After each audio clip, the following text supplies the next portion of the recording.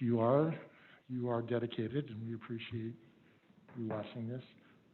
It's a work session tonight, so we'll have discussion, but we can, by law, make no decision, but we can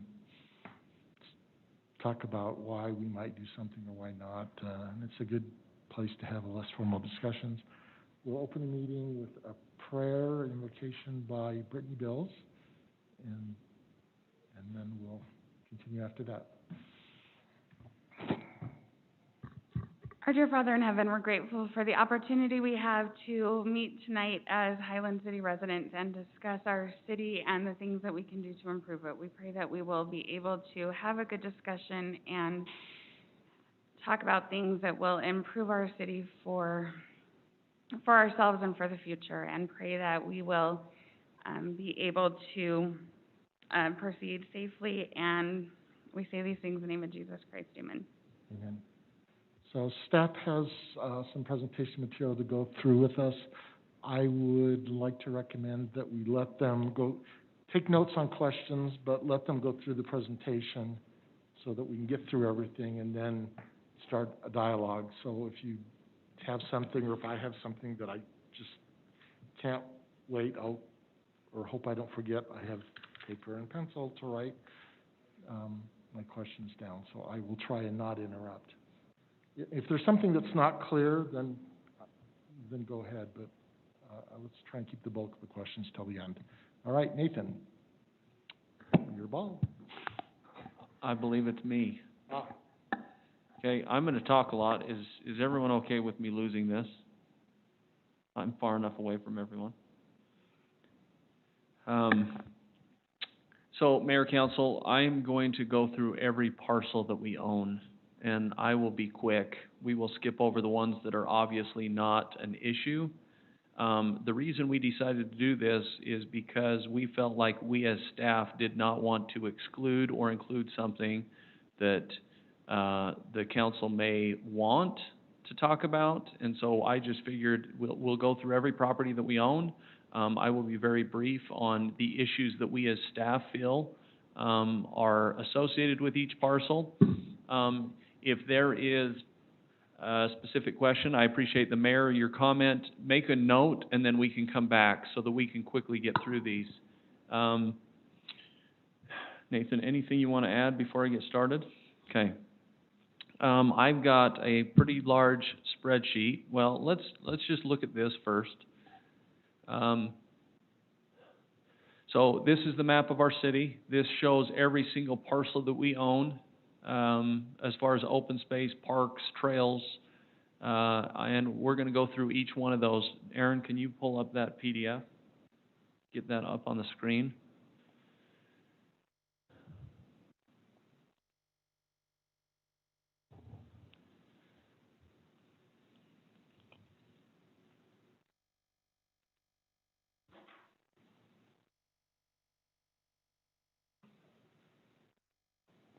Thank you. Okay, so this is on 10-250. This is a small piece of property just south of, what's the elementary, not Ridgeline, Freedom Elementary. Freedom Elementary. Why we own this, I don't know. There are no utilities in it. We do maintain it, and I don't see a reason why we couldn't sell this to the neighboring property owner. So this is the trail.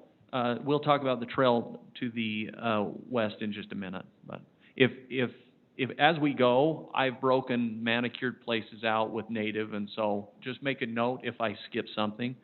But we'll get to that trail on the west side there in just a minute. But this manicured portion, we don't have any encumbrances with utilities. I don't know why we couldn't sell this parcel.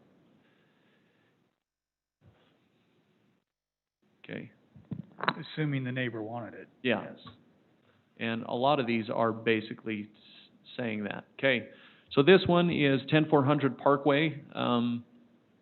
So these are just the parkway details that we own and maintain. There is no way that we can sell these off.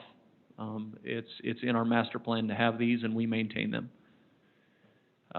This is the 10400 parcel that we own down in the dip. across the street from Mitchell Hollow and around our, water tank, our water well there on the south side of the road. This is a parking area for the trail, and I don't see any reason why we would sell this property. This is a piece of, a parcel along 10400. This would be on the east side of the highway. This is right adjacent to the golf course, the country club golf course. I don't see a reason why we couldn't sell this, but I don't see anyone, I don't know why the golf course would want to maintain this. This is on the south side of their fence. So we maintain it, and I don't see why we couldn't sell it, but I don't see anyone who would be interested. This is a island up in 10830. We maintain this, we spray it, we keep it, the weeds down. I don't see why we couldn't remove this. And as we get to all of the roundabouts in this presentation, or not roundabouts, but center island medians in intersections, we could definitely remove them if the council was on board with that. The next one, this is 11800 North Side, manicured parkway detail. There's no real reason. This is area that is inside of the UDOT right-of-way that we maintain. There's no way to get rid of this or sell it off. Same thing, this is the piece over there by the spruces. Same thing, parkway detail that we own and maintain. This is the native piece where our well number 2 is. There's water lines throughout this area. We would not remove this. This is right next to our debris basin as well. There's no reason to sell this. Which number is that? 9. So this is, once again, parkway detail along the highway. This is on the south side. Okay, this one, a little interesting. This is a piece of property that is on 11350 North. We actually have a sewer line that runs through this. Why it actually goes through this, it goes straight through. I don't know why they didn't follow up through the road. I'm assuming that's the reason we own it, is the sewer line goes through it. I don't see a reason why we couldn't sell it. We don't have a manhole in there, but the sewer line continues to the east, to the west, down a trail corridor. And so I don't see why we couldn't sell this, but it's just a matter of the property owner there on the south. He would be the only one that would be interested. I don't see a reason why we couldn't, as long as we have an easement on that property. Moving on, 11350. This is 11800 North Parkway. Parkway detail, once again, we cannot sell. This is 4800 West Soccer Field, just above the Lone Peak. We have sold a little bit of this for parking area. You can see there on the south side to the high school, but I don't see any reason why we would sell any more of this property. It's used as much as any property that we own as far as park space. This is 4800 West Parkways that along the North County Boulevard that we would not. Could pieces of these be sold off? Yes. Small portions, but it's once again parkway detail. It's bigger than most of our other ones, but we currently own them, maintain them. So I don't see any reason why we would need to sell them off. These aren't areas where we get complaints. 5600 West and 6400 West Native Trail. So this one's hard to see, but it is the native trail all the way through. This has the Lehigh irrigation main ditch through it. There's no way that we can sell this off.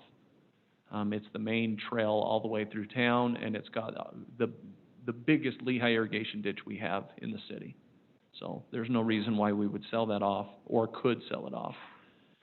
This is the very end portion of it, the only portion that is really manicured and mowed. The rest of it is native, but we do maintain that. It does have the pipe through it, so no reason to sell that off. This one, I'll be honest, I believe this has an AF irrigation ditch. I could not find the plan for this today. I was looking for it, didn't have a chance to get Ernie John, but I believe this has an AF irrigation ditch through it. It is native. It goes through, basically that's 5600 West, and it just cuts through the back of some properties. So I don't think that we could sell this, but I could be wrong. This is one I'm going to have to get back to you on. Number 17, 5600 West Parkway. These are just the several parkway strips that we have up 5600 West, including the backside of Tuscana, those areas that we maintain, we mow. Portions of those could possibly be sold off, but it wouldn't be to private owners. It would be more of open space for the larger development, but I don't see any reason why we would do this. Moving on, Parkway open space. So this is the parcel that is behind our, people ask us about this one. This one is behind our well. You can see our well number 1 is right there to the south. We've been approached to sell this, but this is actually what we use to detain water when we have to discharge it from the well, so we can't sell it.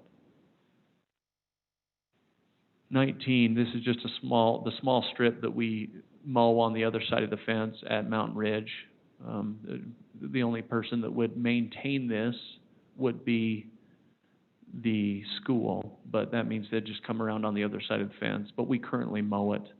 It wouldn't be sold off. It would still stay in our right-of-way.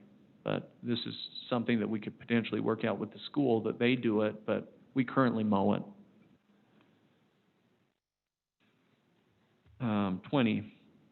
So this one is a little different. This one we have actually been approached to sell in the years past since I've been the city engineer. This one is encumbered by a water line and a sewer line.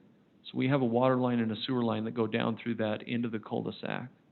So we've been approached to sell it, and we can't due to the utilities through there because they wanted to expand and build on it, and there's just no way to do that. 6800 West, East Side Parkway. So this is just parkway detail along 6800 West. Alpine Highway North, this is just up above, basically just straight east of us here, just parkway details. Then we have Parkway South, same thing, parkway detail that we own and maintain. I don't see any reason why we would sell any of that off. This one is the Islands North and Islands South. As you know, over the years, over the last couple of years, we've removed a couple of these due to intersections and things, but we currently maintain them. This one, Alpine Highway South, landscaped area. Let me see what my notes were on this one. 26. Yeah, Island South. These are the ones that we have removed one of these in years past. And then the next one is that we do have a portion in the right-of-way in front of the Robinsons. It's currently native. We don't do anything with it. That will be improved if and when Robinsons develop, and then we would maintain it. Okay, this one is Apple Blossom. This is right near the south border along the Alpine Highway. This is the portion that is actually manicured and green that we mow, and then this is the portion that is native. We currently have utilities through this subdivision. This is one of the subdivisions along with Windsor, and we'll get to that at the end, that instead of doing sidewalks, they actually did trails throughout the subdivision, and we actually have utilities along trail corridors. So some of this could be pieced off and sold. Our biggest concern with this, and I'll explain this with a couple other subdivisions, selling off very large portions, so there you can see on the right next to the highway. The issue that we have is by selling that off, we're almost doubling the landscaped area, if or not more, for some of those homes. That just means more water usage. And so what we should do with that, in our opinion, if the council decides to sell some of that that's not encumbered by utilities, I would just recommend as staff that we require that it's something more than landscaping. So if they wanted to put hardscape or xeriscape or whatever they wanted to do, I just have a real heartburn with people putting nothing but grass, and that just puts more burden on our water system. So some of this could be sold off, some of it cannot due to utilities. Moving on, this is Argo Park. I don't see any reason why we would sell that off. It's a large park in the middle of Argo Circle. Todd, Yes. is it possible to place restrictions on, or covenants on the sale of a property? For example, this is available, but you must enter into an agreement to use xeriscape or low water. I honestly think that if we were selling it, we could put some sort of restriction, because currently it's our property, but that's a question more for the attorney. Okay. I can't say that what the legalities of that are. I would just recommend as staff that we do it if we can. If we can't, then we don't sell it. I mean, the alternative for me would be if the subdivision wants to come in as a whole and maybe purchase that as their own private open space and do a pickleball court or something in there that's not landscaping, something like that. Rob's actually on. Oh, Rob, I've unmuted you if you want to make any comment about that. Yeah, we could certainly have, it would probably be easiest to do with some form of easement or other deed restriction that the city retains an interest in the property, that a restrictive covenant that runs with the land. But yes, we could certainly have something in there that says, the sale was contingent on the following conditions and property owners shall maintain in the following ways. We could certainly do something along those lines.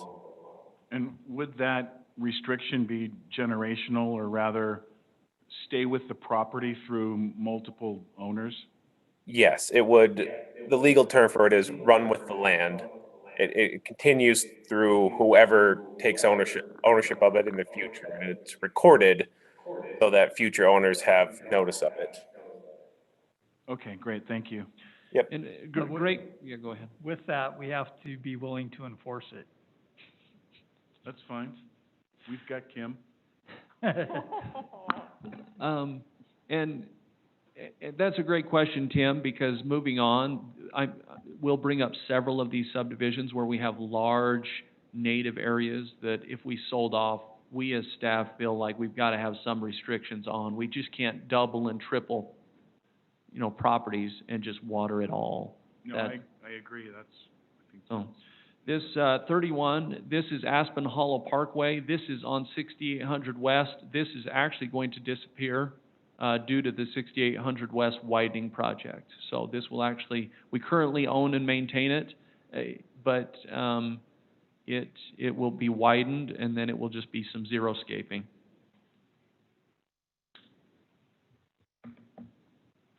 Sorry, my computer just locked me out.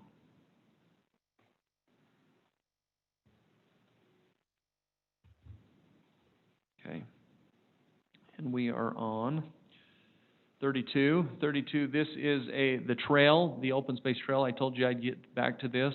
This is the open space trail behind Freedom Elementary. It's currently native. I don't see any reason why we would remove this. This is well used with children going to school.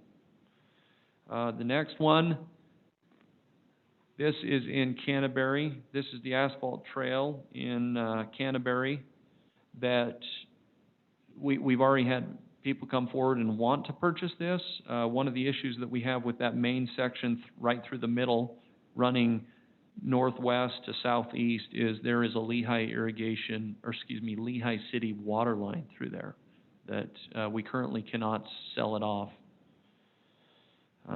Moving on, this piece is the portion where we were looking. It currently has the same water line in it, but that piece to the north is where we're looking to make the tie-in for the sewer. So we strongly recommend not selling that off. All right, this one is a little bit, this one came up in our last meeting. We have pieces in here where people have completely encroached and completely made disappear. That piece on the far east, running north and south, is completely landscaped and fenced in places. Not that piece, but go to the right, keep going, now go straight up. Yep, that piece right there. So, can it be sold? I don't see why we couldn't sell it. We can't find any documentation of utility or irrigation or anything in it. Our understanding, and Nathan kind of brought this up to me, is this piece, and even Brian Braithwaite talked about it, that this was preserved for a connection going north from the Murdoch Canal Trail. So these are properties that are not encumbered by utilities, to our knowledge, and that we could potentially sell off. But Wait, Todd, what road is that again?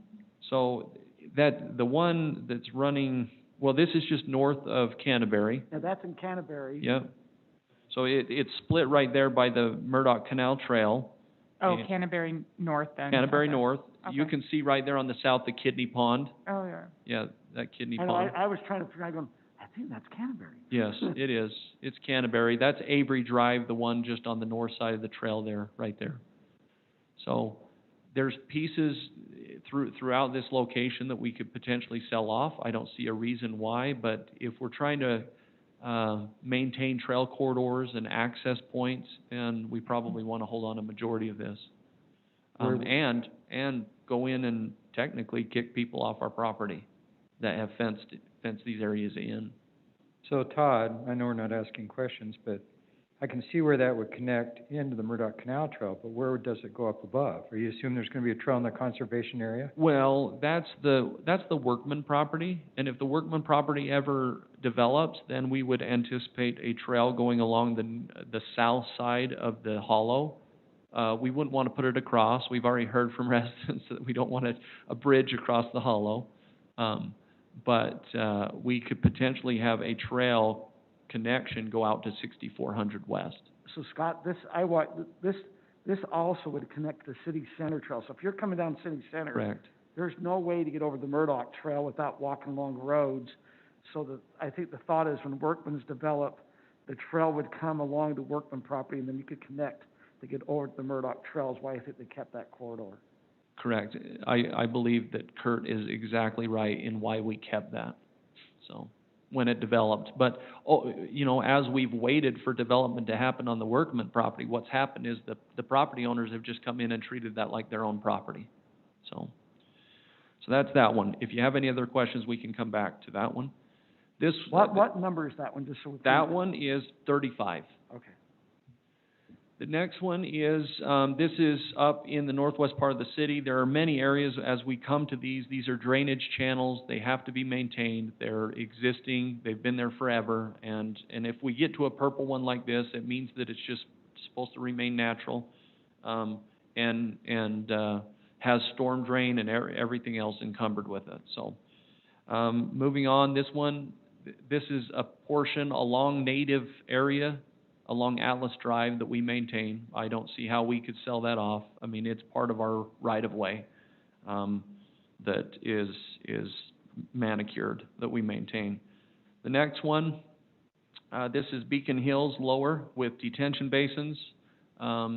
This is, we cannot get rid of them. This is Parkway detail along there that we maintain, and detention basins that we can't get rid of. This is the Beacon Hills native area. It's encumbered by detention basins. Also, it's got the disc golf course in it. This is our Beacon Hills Park that's actually manicured and maintained. This is a drainage channel down through, what do we call this subdivision? I forget, but it goes from Normandy, Country French, that's right, Country French. So this is area that we cannot sell due to it being a drainage channel. This is Caddy Lane. Caddy Lane, we have park strips through there, medians that we maintain. We also maintain all of the property around our sewer lift station and those bathrooms right there, correct? So we maintain it and take care of that.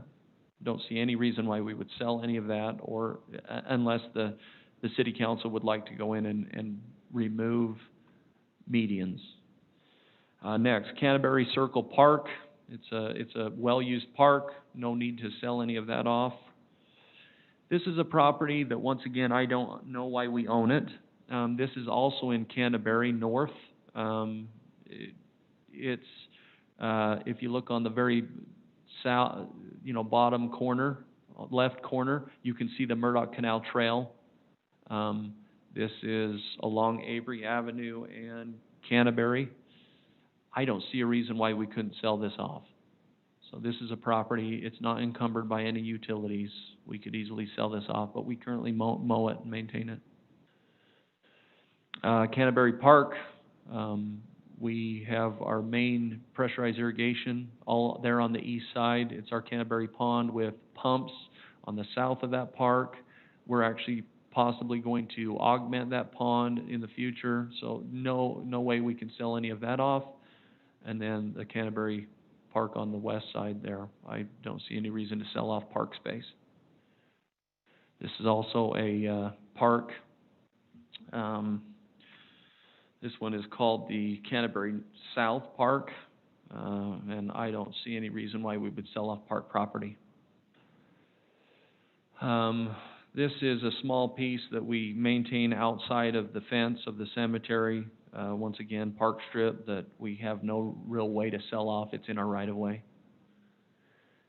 This is the park area. We call it the Chamberry Grass Park area. It has a storm drain in it. 48. This is also encumbered by sewer. We have actually sewer lines that go down through this. This is the low area for this whole area, and the sewer drains to this location. We cannot sell any of that off. The next one is the natural area around the power station up there. We have power poles that go through the native area, and I don't see any reason why we would sell any of this off. We don't currently mow it. It's just, it remains natural. Well, we just granted maintenance agreements on the north part there. Yes, so on the north part with two of those homes, correct? Right. And I've actually met with both of them, letting them know that we possibly will extend that trail. The trail was planned to extend across. You can see on the west end where it dead ends. It actually comes across the street and dead ends there. And then we have a trail that comes up to the bottom southwest corner of the brown area. The trail dead ends there. We really would like to extend that through because we actually have a water line that also runs along that east boundary. Yep, from that point up, we have a water line. Can I ask a quick question? Sure. On the trail that comes up, I mean, we looked at that quite a bit. We were talking about maintenance agreements. Was there any maintenance done on that trail up to that point? Because that trail was in bad shape. As far as this year when you did the slurry coats. Scott, we did so much that I can't tell you for sure. Okay. But I could look into it for you. It wasn't done as of the 1st of July or something when we had that motion. I can look into it.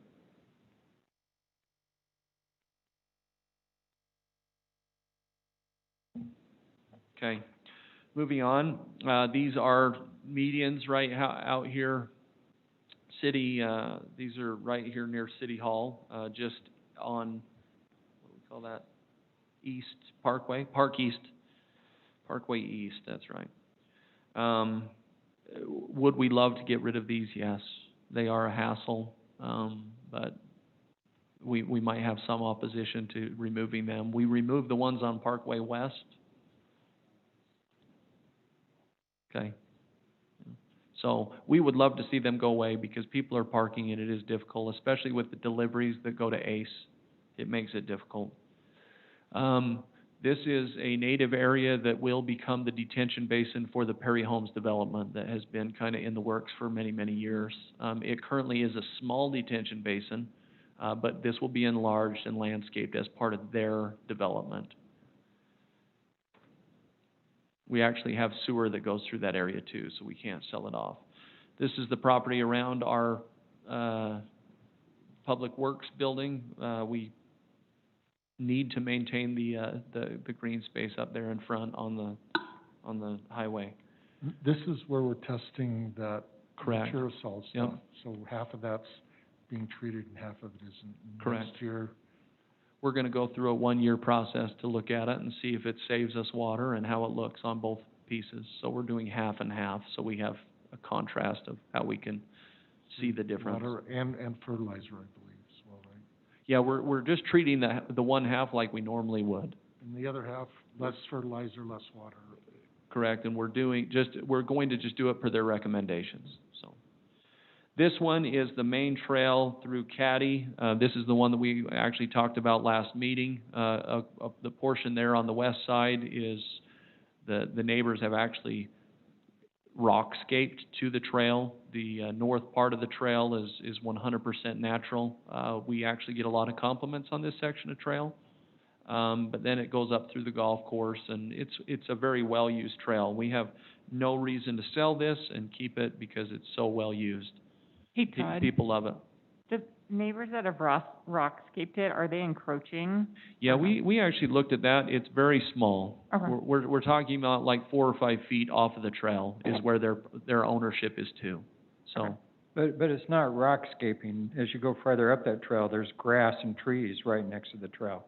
you know, a lot of them have fences, a lot of them have grass, you know, the majority. It's all landscaped to Yeah, the trail, majority yeah. on the west side are all rockscape because they set their homes up a little bit higher, so they've got a retaining wall right up next, basically on their property line, and then they've done some rockscaping below. That's on the west end of that trail, but I run on that all the time, and most, 3/4 of that trail is landscaped with either ground cover or grass right to the trail. Right. Yeah. Next, this is just the area around our community center. We see no reason to sell any of that off. This is the unmanicured, if you will, area on the north side of it that we don't see any need to sell off. We could possibly do some expansion there for something in the future. We had originally looked at this area for our parks maintenance building in the past. This is up in Dry Creek Bench subdivision. This is the natural area where it's encumbered by a large storm drain detention basin. It's unmanicured. We get down and clean out the detention basin quite often. But we actually this year had a developer put a concrete waterway, so it's going to be easier for us to maintain. This is all of the open space in that subdivision that we currently mow and maintain. We don't see any reason to sell it off, but if the city council were on board with selling any of this off, the piece on the south side, it's a trail on the very south line. You can't really see it, but there is a trail back there. The reason why we can't sell that off, at least from the green to the green, there's a storm drain line in there that goes over to that detention basin. Yep, it comes down through there and then heads over, so we can't sell any of that off. The trail going to the west from that point is the trail that we've actually closed due to some encroachments. We would love to see in the future, you know, putting some money in and making that right and making it usable again. That is a pretty trail. It is.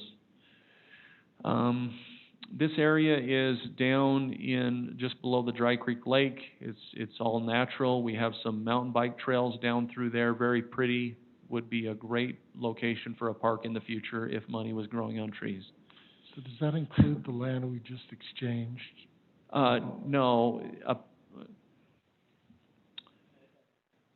No, what you're not seeing there is that piece. There's kind of a little peninsula there in white. Who has the? where is go down, okay, go to the left, there's a little peninsula right back. See that weird kind of shape that goes down in, that's white? Down, straight, right there. That is the piece that we acquired. This map was made prior to that agreement, and so that is the piece that we acquired and actually have access across that small bridge now. So it was a great, great deal for us, so. This is Dry Creek Lift Station. We actually don't do much maintenance around this. It looks nice. It's more zero-scaped, but we don't do much around it. But anyway, we don't see any reason to sell this off because it's encumbered by that lift station, and no one would really buy it because it is across the river from that lot that's currently building. The next one, this, we ended up with some right-of-way that we maintain that has no frontage there because it's the back of other homes.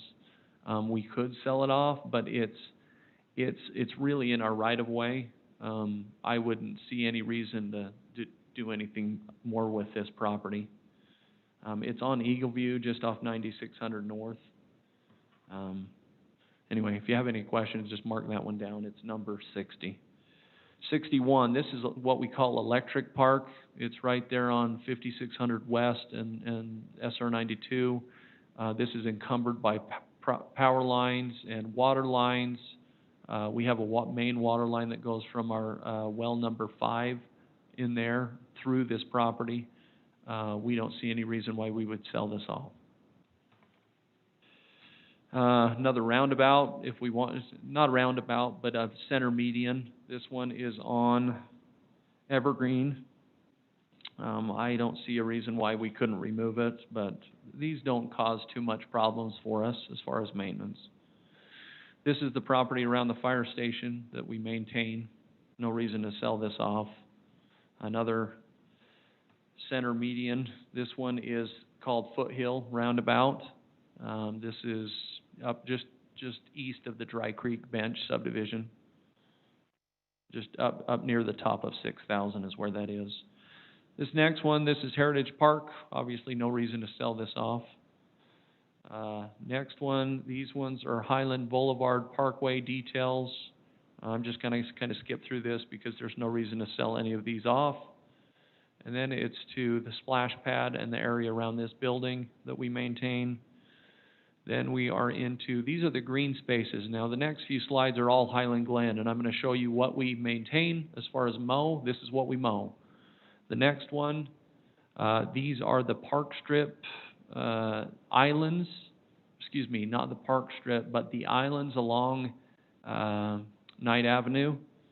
This is the area that I don't know what to do with. I really would like to redesign this. I don't feel like it is a good design.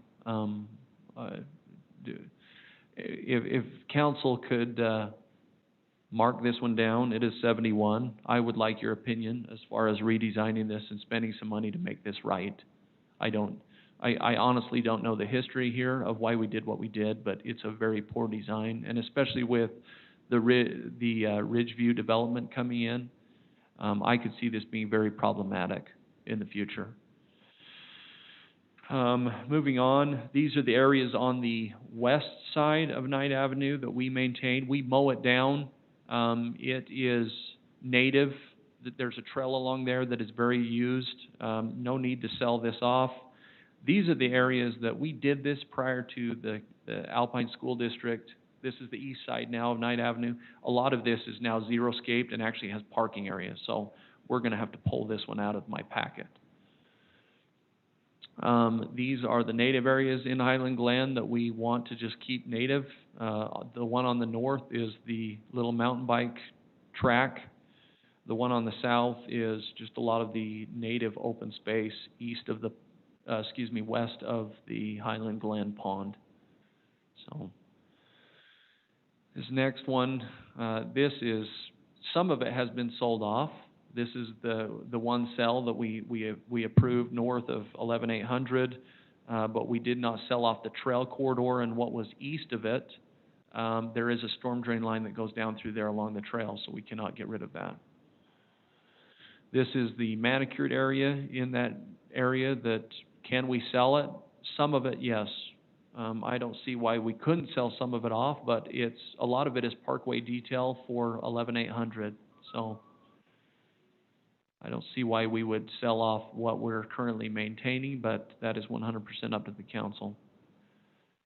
Some of it is, we do have a park area up there, lots of trails in these areas.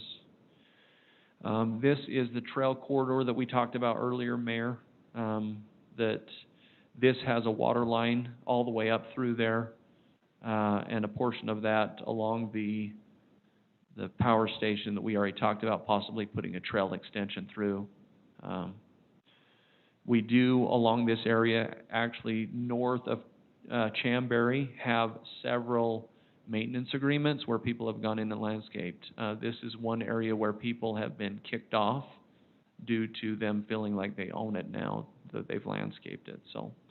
But there isn't a trail there. No. It's just a grassy, open area. This is one area where we as staff feel like going in, spending some money, putting in trail, doing some xeriscape would be very beneficial to the trail users as well as us maintaining our water line. This is the main water line that goes up to our water tanks and to the pump station up there. So it's a large water line. We constantly go out and put, if you go out there, you'll see a big blue fiberglass stake that says water line, just to make sure people aren't digging tramps or doing things on our property. This is one area we would really like to clean it up, make a nice trail. So, but it takes money. This next one, this is in Highland Hollow. This is a detention basin. It's currently maintained. It's grass. We mow it, take care of it. This next one, this is the one up around Argo Circle. We have tried to sell this off. There's no reason why we couldn't. This one has no utilities in it, but it does. The concern is they only want to buy up to the trail and leave some landscaping along that trail. The concern is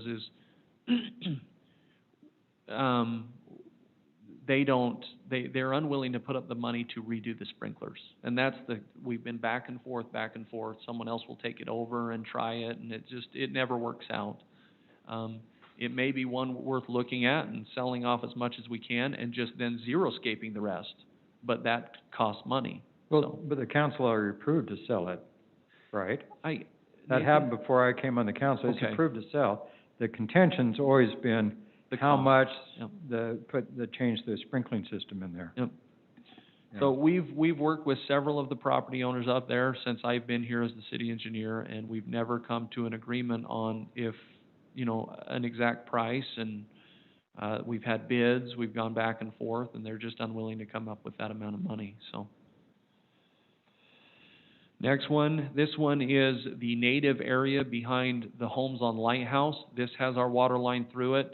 We do not maintain anything out there, but we cannot sell it.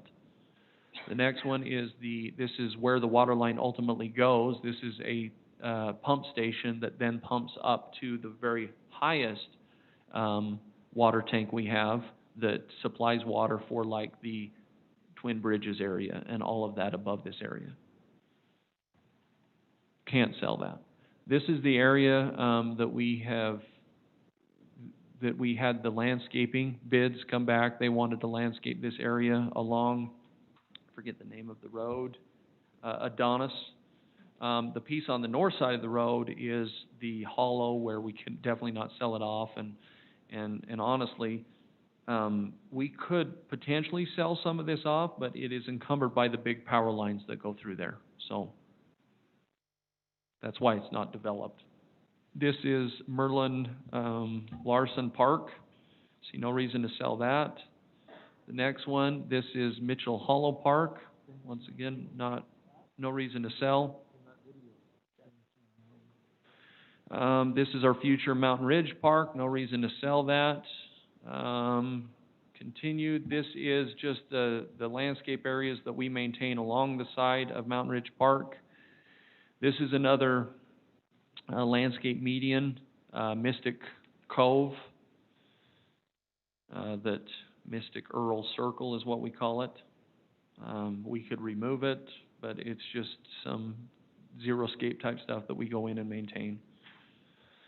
This is our pressurized irrigation pond and just some natural open space above. We technically don't own this. This is actually, do we own this? We own, It's- this oh, is the correct. irrigation This pond. is the one we do own. We don't own the property to the north where our water tank is.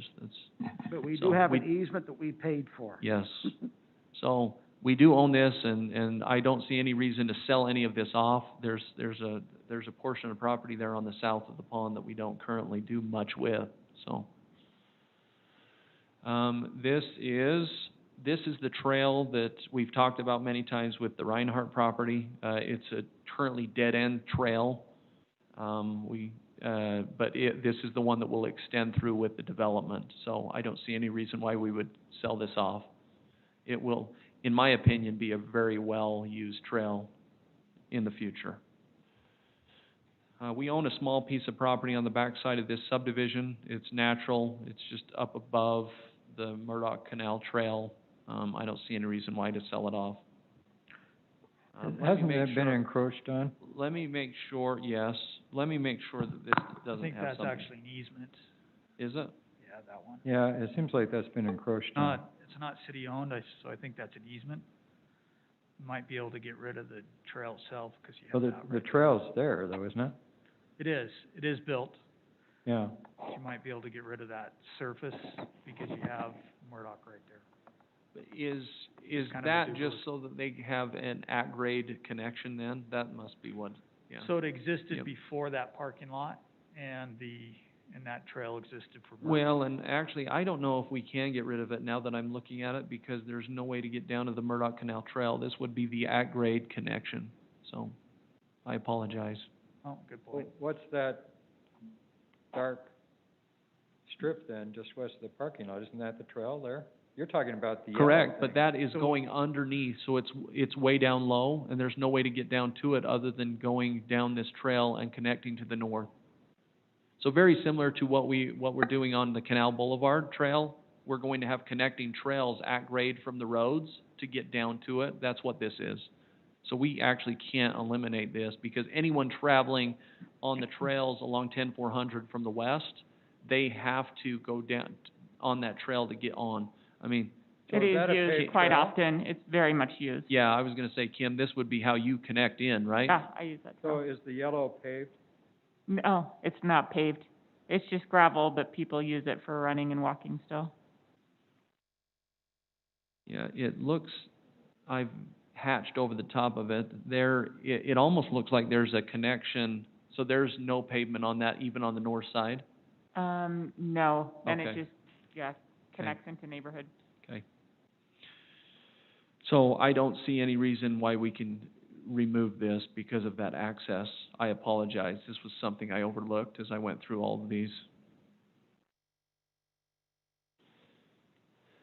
Moving on, this one is the Alpine Highway on the north side. We maintain up near the Alpine border. There's some of the developments that were newer provided the parkway detail, and we maintain those.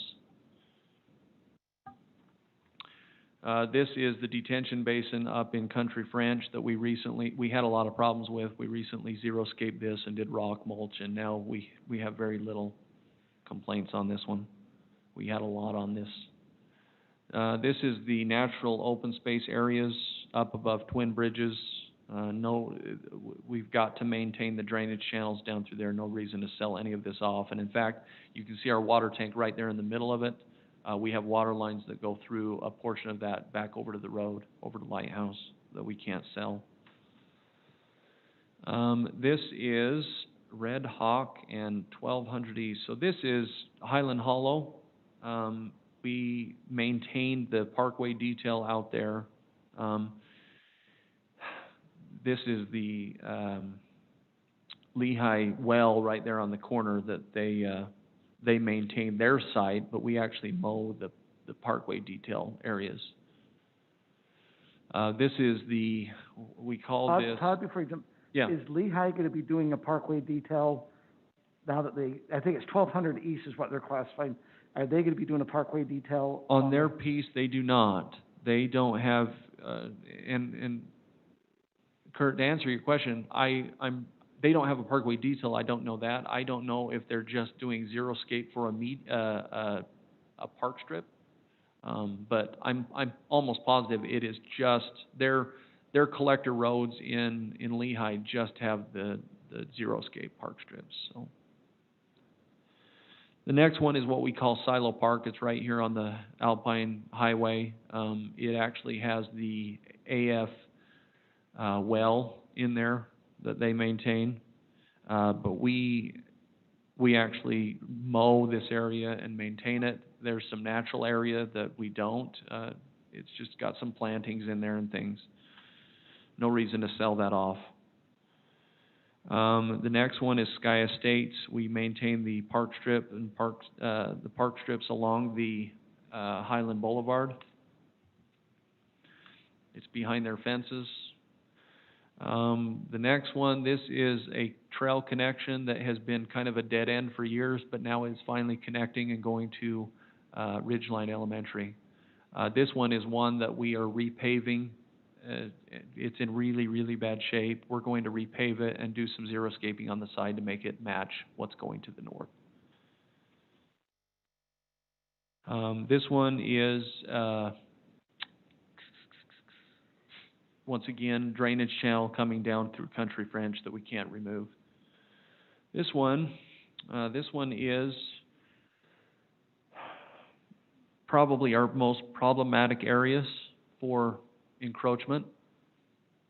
This is a natural open space area with a lot of scrub oak. It's got a drainage channel through there, and we have very, very large encroachment areas in here where people have doubled and tripled the size of their yards. What area is this? Yeah, where? This Beacon is up Hills. by, Beacon Hills, in between Lighthouse and Wildflower. Oh. So, That's the parking lot on the south to the, so just, Oh, okay.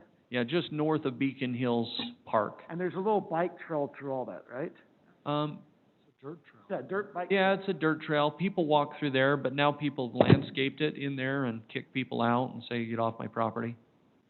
So, Oh, I'm sorry, I didn't hear, you're saying we can sell some of that or we cannot? it's labeled on the plat as conservation area. So, can we sell it? This is one area where I say by plat, maybe Rob can jump in here, but I would prefer not to sell any of it. It's conservation area. The concern is what do we do with all the people that have encroached in there? My biggest problem is when people double and triple the size of their landscaped areas, it's really putting a burden. I mean, we've seen it. This is probably the hardest area we have to maintain pressures and maintain water, is because people are just not only overusing, but they're triple watering what they were intended to water. So this is one where, Kurt, could we sell it off? Yes, but if we did, I would tell them to remove the landscape areas and do hardscape. But like you mentioned, we probably ask Rob, if Rob's on the line, since it's on the plat says conservation area, was that deemed that should be saved? I mean, once you say conservation and on a plat, then people always would think that was never gonna be sold. Go ahead, Rob. Yes, but that's more of an issue of perception rather than legality, if that makes sense. The subdivision was approved with a certain concept and plan and pursuant to the requirements of the city's code at the time. But after that, I mean, the city has options to sell it, and a conservation easement or dedication is just a dedication to the city that the land would not be developed or used in a way that would, damage that conservation aspect. But it may very well be a consideration why this shouldn't be disposed of, is because it's supposed to be a certain type of property in perpetuity.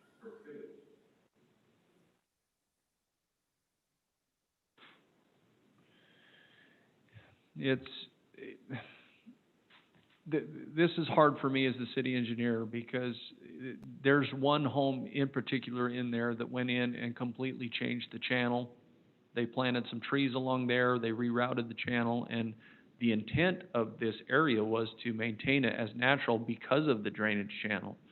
So honestly, as the city engineer, my two biggest concerns are don't touch the channel. It's got to remain natural. Once you start messing with that, then it erodes differently and does different things. But number two, we just can't afford to have them watering what they're watering up there. And I think that once we get meters and they realize how much water they're using, my hope is that they would change, but I doubt it with how much money some of these people have up there. They may not care about their water bill. And then it brings us back to, well, what do we do with these areas? So, moving on, Spring Creek Park. We've already, I'm locked up again. Okay, Spring Creek Park, this map was created prior to selling that, but this is now a park and several homes, so we have sold off a portion of that. The next one, this is Town Center Islands. These are islands throughout the just below us here in Town Center South. The next one is we maintain some park strip down here on Town Center South that eventually, hopefully with the development, will be taken over by them. This is Town Center Park that we maintain. I don't see any reason to sell any of this off. It's a well-used park, and the trails are well-used through this area. The next one, Twin Bridges Park. It's a trail corridor that goes back and forth through Twin Bridges, has some amenities in it. I don't see any reason why we would sell that off. The next one, these two are the homes, the Jensen home and the Walking Horse home. The walls will be going up. In fact, some of the walls have started going up along our Canal Boulevard corridor. Once those walls are up, I've actually talked to Stephen Babb, the Homeowners Association president, and we're working through the process to combine these into one lot and sell it off. It's what we've committed to all the way along.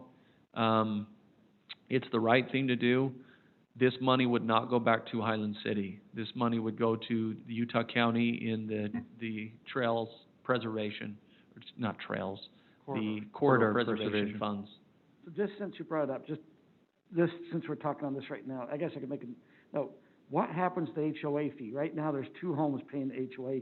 Has that been negotiated to the front owner? So my last conversation with Mr. Babb, he was going to talk to the HOA board and the attorney and find out what the process is, because they've got to go through some bylaws and figure out what we're going to do there. But the right thing is to do, sell it off and make one nice buildable lot.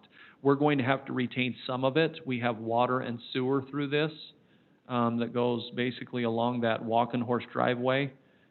We also have a detention basin on the far west side that we're going to have to keep, but the majority of it will go back to a single lot.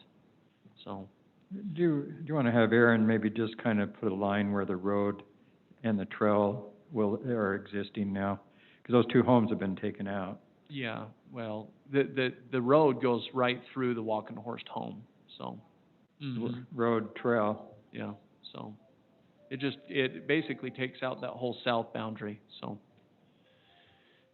Moving on, Viewpoint subdivision. This is the manicured areas. Can portions of this be removed? Yes. We currently don't have utilities through these areas. We do have, park amenities that I think should remain, and these more open space park areas should remain, in my opinion. Some of the trail connections should remain. I know that one trail on the very northeast side is used a lot to get up on the mountain. The other trails, it's 100% up to the city council. This next one is the unmanicured areas. My biggest concern with removing a majority of this is just, once again, water usage. Viewpoint is the one location in the city that is actually approved to use culinary water. Do we like that? No. But there's no way to provide pressurized irrigation to them. So they actually use culinary water in their pressurized irrigation system up there. By making these much bigger lots, we would just cause even more of a burden of water. So we'd prefer not to, if we were to sell some of this off, once again, we would recommend as staff that it be more of a xeriscape or hardscape, courts, things like that. This is the north portion of the cemetery, northwest corner. We plan on, the plan is, this is a future expansion for the cemetery, so we would not sell any of this off. Has that been in the plans all along? I mean, when I heard that 2 weeks ago, that's the first time ever I heard that was what the cemetery is. Correct me if I'm wrong, Nathan, but I think there is a plan out there that shows that it is an expansion. It's this one. It is an expansion. I don't know if it's been laid out. As far as plots. Plots But I think or on access or anything, on but it was plans, bought for expansion. it just shows future. So I recall seeing that, so it's not been discussed, but I'm pretty sure it's been on paper that that's the intent. But that is something we ought to address before, for access and stuff, before we get too many graves in that area and we can't access it. See, when they built the cemetery, I always heard there might be a road coming off that, is what I heard. But that doesn't mean that that's a hearsay. You know, it might not be bad to have a second access into the cemetery off SR 92, but that would be something that we would need to coordinate with UDOT. Yeah. But, you know, we anticipate that in the coming years, when it becomes vital to move forward with this, we would have to lay out lots and come to the city council with approvals, so. Moving on, this is Wild Rose. This is the native area that has kind of an orchard feel. This is an open space park that we feel like, you know, it's a very well used area with park area that we maintain around it, and this is the area that we maintain around it. The south piece that you can see, the trail connection, cannot be sold off. It has a sewer line in it, so. And we're getting fairly close, I promise. This is the Wimbledon subdivision on the Wimbledon Park on the north. Manicured. This is the manicured park on the south. The problems with, it's got trails all the way through it, a very nice park that a lot of people use. This is the native area around Wimbledon. With trails in pretty much everything that you see there. There's 2 detention basins on the south side, the two south corners. There is a sewer line that comes through that cul-de-sac. Aaron, are you running the show? Does number 114 have a sewer line coming off the road going into it? Well, you can see 114 is just what we're calling out. Oh, but just that one yeah, little corner. 114 is the number on these. Okay. But basically, if you look on the very west and on the north part, that open space right there, yes. There's a sewer line coming through that from that cul-de-sac to the north. And then we have the Lehigh irrigation ditch that we're currently trying to remove, but it's active. We can't remove it as Highland City. They're going to be the ones that have to remove it. That runs all the way along the east edge and the south edge. A portion of that south, yep. Moving on. This is Windsor Meadows. This is, once again, this is one of the subdivisions that was approved without sidewalks, so we have utilities all through this. I mean, it is just scattered with culinary and with pressurized irrigation and sewer in a lot of these areas. It can be pieced and portions of these sold off, especially out on the highway. There's nothing through there. Once again, my concern is just doubling or tripling size of landscape areas. This would be an ideal location for a subdivision to come in, pool some money, and do something nice in some of these areas. Other than that, I just don't know what we could do. We can't sell it off. It's too expensive to landscape and water. And so, once again, as staff. So, Todd, I'm sorry, I'm just gonna have to bring this up, but, you know, I mean, we've always had the excuse, we can't sell any open space because there's utilities or water lines and that, and I kind of understand your thinking there. Now, the new reason is we can't sell any of it because they might landscape it and use more water, but yet, today, you've shown us numerous pieces, there are little patchworks here and there that we manicure and water. So it seems like we're being maybe a little ironic or a little bit hypocritical. Maybe we need to get rid of some of those little pieces that we're manicuring and xeriscape them or do something with them. Because, I mean, you can use the argument on both sides here. We don't want to sell any because they might landscape and use more water, but yet we're on the same side manicuring and landscaping a lot of things and using a lot of water. So I think we need to find kind of maybe a happy medium. Does that make sense? Scott, 100% agreed.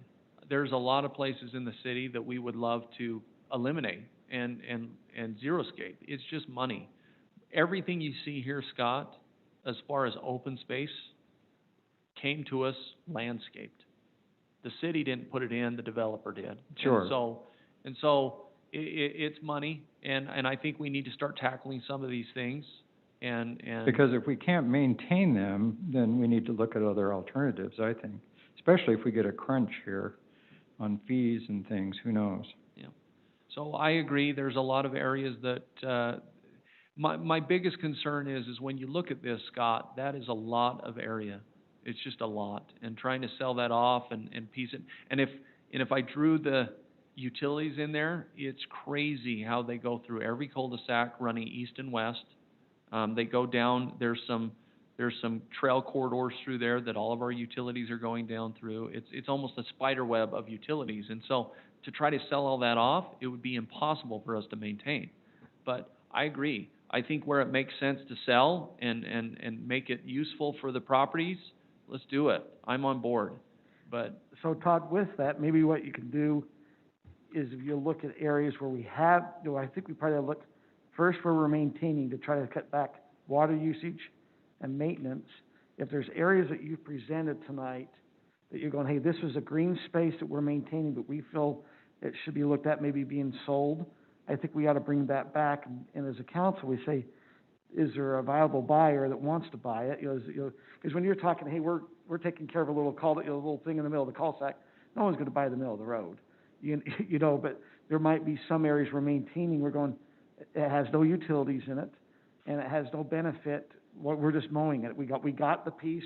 The developer put landscape in, so we've been taking care of it. Those would be the first areas I think we want to start looking at to cut our costs back and to sell the property. Yeah. And are there some pieces that we could just say, we don't need to manicure these, why don't we just find the money to xeriscape them and come up with a priority? Because, I mean, it's much less maintenance, isn't it? And of course, much decreased water use if it's xeriscape. Much decreased water use. Maintenance, yes, because we're not mowing it weekly. We would just now be spraying it more and weeding it and things. So there still is maintenance with the xeriscaping to make it look nice and make it, we've looked at, is it viable to just go down North Alpine Highway? Xeriscape what's, between the trail and what's between the trail and the curb and gutter. It would look nicer than what we currently have. You can see dead areas and, that's because of, water overuse, that we don't have pressure to properly water and things like that. We could make it look nicer. It's expensive. And so we can start tackling some of those things little by little, Scott, to answer your question. Couldn't we prioritize though and just say we've got so much in the budget to convert some of these areas? Yeah. I mean, it's like, eating an elephant. If you do a little piece at a time, eventually. Yeah. Because once it's xeriscaped, there's not a lot of maintenance, is there? I mean, don't you just spray it so the weeds don't come up and? Spray it, weed it. We've got to go through at least once a year and just clean it up, make it look nice, and then spray it a couple times. That's usually the maintenance that we do in the medians. Which is what you did with the median strips, or the company does with the median strips in the Alpine Highway, and they've looked great all year. Yep. So this is Windsor. The last one is this is actually what we currently mow and maintain in Windsor. No need to get rid of any of this. It's, we've got some amenities through there. It's open space. This counts the piece along Alpine Highway that would be our parkway detail. And that is all of it. That is all 116 parcels that we own and maintain in some form or another. Now, I'm happy to answer any questions that you have with any comments, questions that you've written down.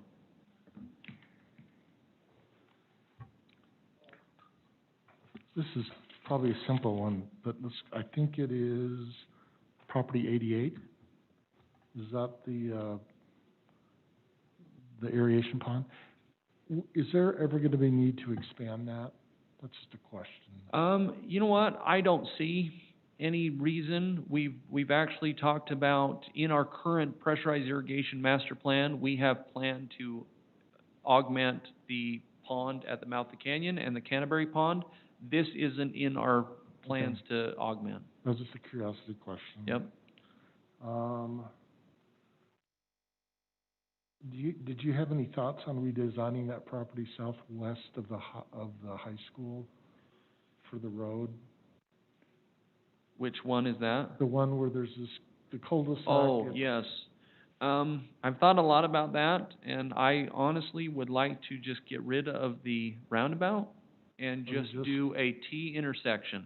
That's really what I think would be best, because the roundabout currently isn't doing anything. I mean, it's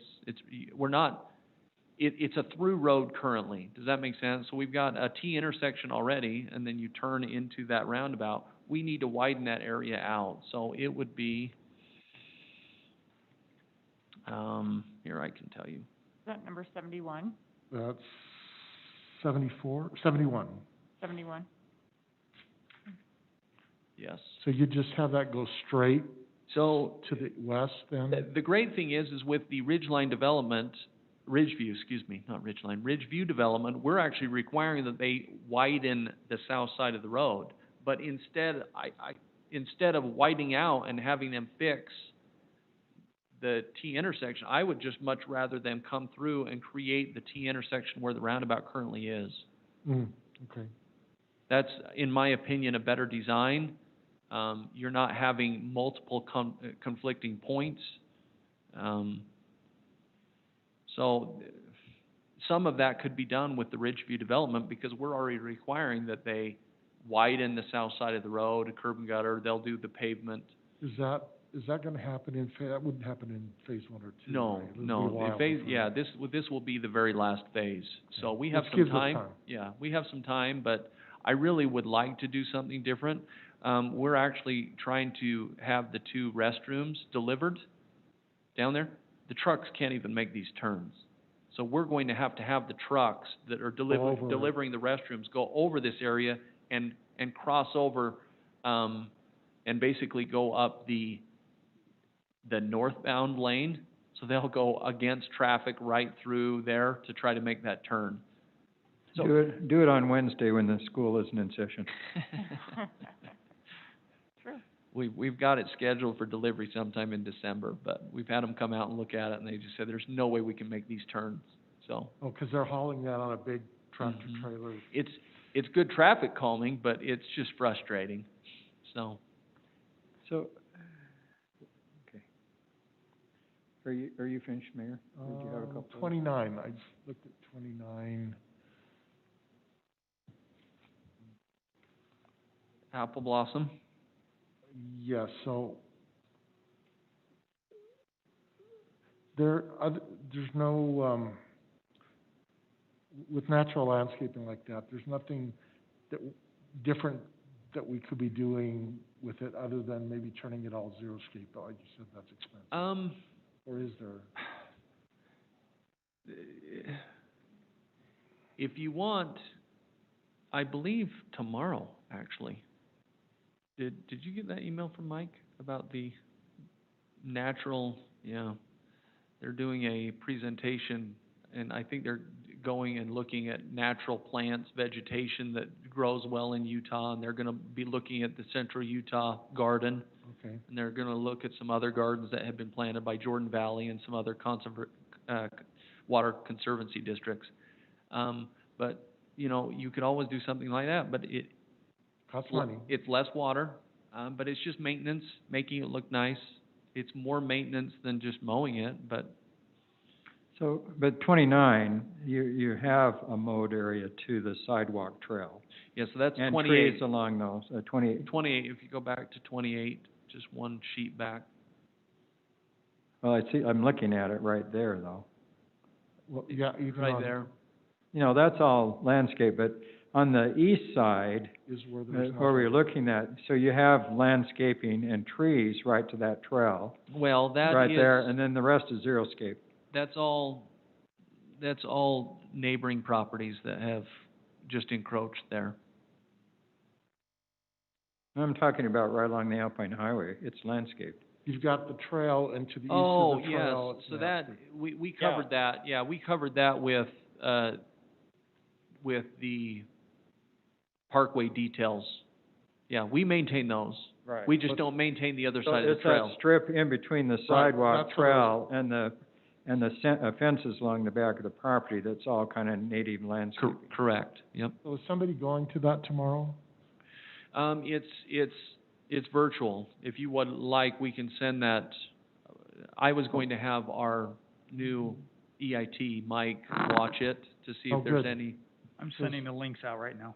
Perfect. But I think that might be something, where there are areas like that that are very public, that if there was an alternative to what we're doing now, that isn't costly, but that would Yeah. improve it. might be Yeah, worth I'm having looking at. Mike watch that to see if there's anything beneficial that we could do in Highland. Perfect. So, And that's pretty much my only comment. So, talking about this area, on the southwest corner there, I mean, you've got a big home that's been built across the fence, and you have those homes there in Apple Blossom, and that's just kind of native grass stuff up behind Robinson's home. correct. Why wouldn't we want to sell that south, not that piece, I'm talking about the other piece farther west. So you've got another little triangle, right there. That piece right there. Yeah, why isn't, we wouldn't want to sell that? Why wouldn't we want to sell that? Yeah, is there utilities or something The there? utilities in this one actually go right through the cul-de-sac and down that strip, so that big long strip that heads to the west. Yes, The one to the west, no, not that one, that one, yes, go straight west, east-west, yep.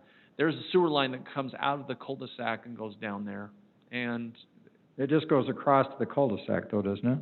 no, it comes. Or does it come down? It continues to the east, so go straight east, Aaron. Yep, keep going, that sewer line goes through there, goes out into the road, and then it goes down to the intersection in Alpine Highway, yep. So And that is yeah. the sewer line that currently takes your sewer from Pheasant Hollow and the lift station. So your sewer comes up, and then it goes right through that cul-de-sac. That's the main line. That's TMI, right? Well, my sewer doesn't go Yeah. through there, I promise you. Yes, it does, it's Pheasant Hollow, right? It's Pheasant Hollow. It goes to the lift station, and then it pumps up, and then it dumps into that gravity line. That sewer line. That sewer line. Well, but what about the little piece down, okay, so I No, know where you yeah. got the sewer line, but that little piece down there in the corner. Correct. Twenty, Yeah. where the 29 We is. don't have anything down in there. There's not a reason why we couldn't sell that. Yeah, 'cause you got that big home right there, and then you've got the little homes in the open space. It makes no sense just to have that open triangle of weeds there. I don't know, it would seem to me like we ought to offer it, see if anybody wants to buy that.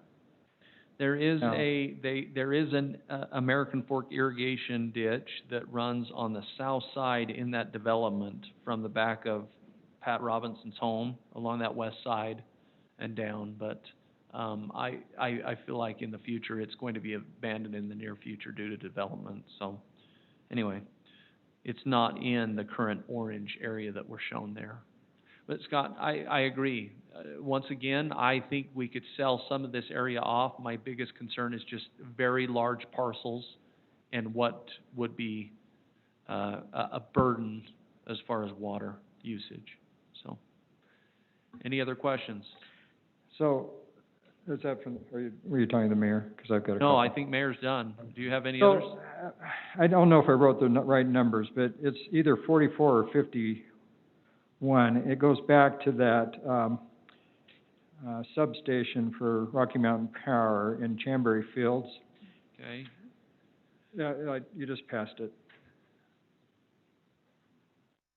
It's the next. Okay, that's right in there, okay.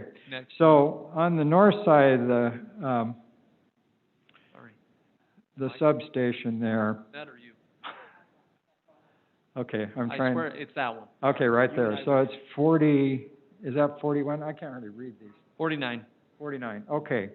So you talked about connecting the trail through there, and that we'd bring that trail, which needs a lot of repair, up under the corridor line and maybe connect it, which I think is fine. I support that. But we just awarded a couple maintenance agreements on 2 of those homes out there, the new ones. Why wouldn't it make sense to maybe offer, where they have those maintenance agreements, offer to sell down to the trail corridor and use the money from that sale just on the north side of the trail to build the trail? You know, does that make sense? And, you know, I mean, if you had 5 foot, say, hey, you can have 5 foot, we're gonna build the trail here, and it'd be less maintenance for us, and you'd get some money to build that trail, because the problem is, we just don't have money to complete that trail. And that area in there would be a very nice trail up there. I don't know, it's just an idea. Yeah, I If they talked got to, a maintenance agreement, they're maintaining it anyway, why not let them buy part of that and then use the funds? yeah, the one had already landscaped, when I went out there, but the 2 other ones that we would be building the trail over the top of, were great to work with me and grade it properly. So it's graded, ready to go for us to put in a trail, and I explained that that's what the future plan would be. And they all understood, and they were all great with it. But, Scott, to answer your question, you know, property that we could sell to the trail, I totally agree. If it makes sense, let's do it. I mean, it gives you funds to build the trail. I guess I have a question along the lines of that then. If we're talking about selling property up to a trail, what is 5 our, foot or 8 foot or I whatever you guess, decide. what is our guideline for how much property you need on each side of a trail? Because there's a lot of discrepancy, in Highland. I mean, I've seen trails with a foot on each side, 2 feet, I've seen 20 feet. And I just think that needs to be, something decided. But even if they landscape to the trail like Caddy Lane, Yeah, and, you know, if you had that buffer there, but it'd still be beautiful and you could build the trail. would you sell very much, I mean, right up to the Well- trail, or would you sell up to 4 or 5 feet and then allow maintenance agreements the rest of it? Well, whatever's happened on Caddy Lane, because they obviously don't own right to the trail, Yeah, but they maintain it, it looks very Yeah. lovely. So what if you had the same thing here and you finished the trail? is there a reason why we have a certain, amount of feet on each side of the trail? Do we have to have 8 feet on each side? Not 8. In 5. Anything that we normally do now, as far as us requiring a trail, if we have utilities, we do a bare minimum of 20. So we would do a 10-foot trail, 5 on both sides. That's what we currently do, is we try to maintain a 20-foot corridor. There are times where we have more than one utility. If we have sewer and water, there's a requirement for separation of those lines. We have to have a minimum of 10 foot between them. Then we possibly will look at maybe a 25, just to give us that extra room to get in and maintain it in the future. But right now, for us, as far as staff, a 20-foot easement is fine. A 20-foot parcel, is fine. And that 10-foot gives trail, you a 5 on 10-foot each. trail, 5 feet on both sides. So this is not related to anything specific, no item, but it is an observation, and it's reflective, I have some PTSD about this, but it seems, as well-intended as we might be, whenever we go to sell property, there are 2 problems that happen.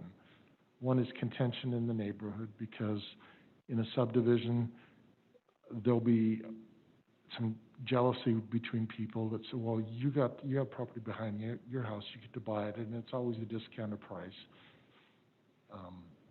off of what you would pay if you were just buying ground. And whether it's stated or unstated, there's friction. When it's unstated, it sometimes is worse because it builds up and it just happens.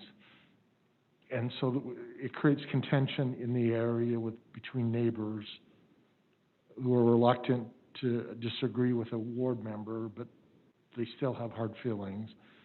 And then whenever we get down to price, it's also very painful, because whatever formula that it's used, whoever's buying wants it less, and you can have 3 different appraisals that are widely disparate in population. So it's always really, really, really painful on multiple fronts.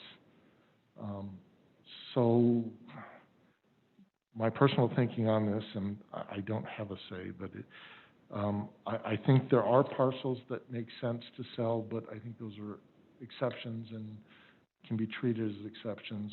But when we broadly say we're going to go sell property everywhere, I just see in my mind a mental map. You know how you have those heat maps? All of a sudden there's contention, heat maps all over those areas, and it lingers for a long time. So that's my perspective. And it is a price that we pay as a city that doesn't have a cost associated with it, but there is an impact to the community. Mayor, 100% agreed. And as you hopefully noticed, we went through 116 properties, and there are only a very few that I said, guaranteed, let's get rid of this. You know, there are issues with most of these properties, if not all, and it's difficult. But where it makes sense to sell and make it better for our residents and make it less burden for Highland City and our staff, I think that it makes sense. And so, yeah, there were a couple. I was surprised on some of those, like just south of Freedom Elementary. There's that parcel that we maintain that looks like it's part of somebody else's yard. Yeah. Now, Why we own it, we don't know. and So. they probably appreciate us mowing what appears to be their yard, so why would they buy it and pay extra taxes? Can I go back to Scott's question about water? So is the problem with water the quantity of water that we have or the delivery of water? Both. Because I was just thinking about how last week we approved the water shares for, was it Perry? Uh-huh. So is it not possible for homeowners to purchase like partial shares of water to water whatever extra portion of land they would purchase? No, not currently. If you're in a subdivision and you're already in the city, you can't purchase more water and then water. Our system is designed to transmit the water, and when people are overwatering, I'll just throw it out there, the northwest part of the city, we have a very large transmission line that runs from the mouth of the canyon up to our pump stations. When they overuse, we're actually exceeding capacity on that transmission line. So it's not just having the water, it's that our system wasn't designed for it. Our system wasn't designed to put the amount of water we are currently in the places we are. And we're not even built out yet. And so it's not just having the water, Brittany, it's being able to get the water where we need to get it. We get so many complaints about water pressure, and it's because of the overuse. And our pipes are too small to overcome that. And so the solution is spend tens of millions of dollars to completely rebuild our system that was designed to be okay if we used water properly. So, yeah. But the only other option on that is metering, isn't it? Correct. I And mean, that's what we're going for. What's coming forth on the grant and all that stuff? Do we have any update on that? Still waiting. There was a lot of submittals, and so we're still waiting for the federal government to get back with us. It takes some time, so. I mean, and that's assuming that people actually reduce their consumption. We hope it works. So, Brittany, here's one issue I've had in 25 years. I think I was one of the very first homes to come on pressurized irrigation when they did the Stevens Lane subdivision. I put 7 sprinkler heads per zone because we had enough pressure. As through the 25 years we've been here, I've had to go change some of my zones to go to 6 heads and replumb, because I'm not getting the same pressure I did 25 years ago. And I think that's what you're explaining, is that it was designed one way, and to be very open, I remember talking with Mark Thompson. He came when we hooked up. I just put my landscaping in, and we asked about pressure. He felt it would be okay. But 25 years later, I kept going, well, if it was designed that way, why am I having issues? And this is what we're hearing from all the residents is some of us designed our sprinkler system with the pressure we had currently, and as it comes down, it's causing us. If people watered properly, I mean, we still are gonna have issues. There are places in the city where we are making changes to make it better, and it's in our current master plan to make some of these small changes, you know, make some connections to get better pressures. But the point is if everyone followed the schedule, we would be fine with pressure and delivery.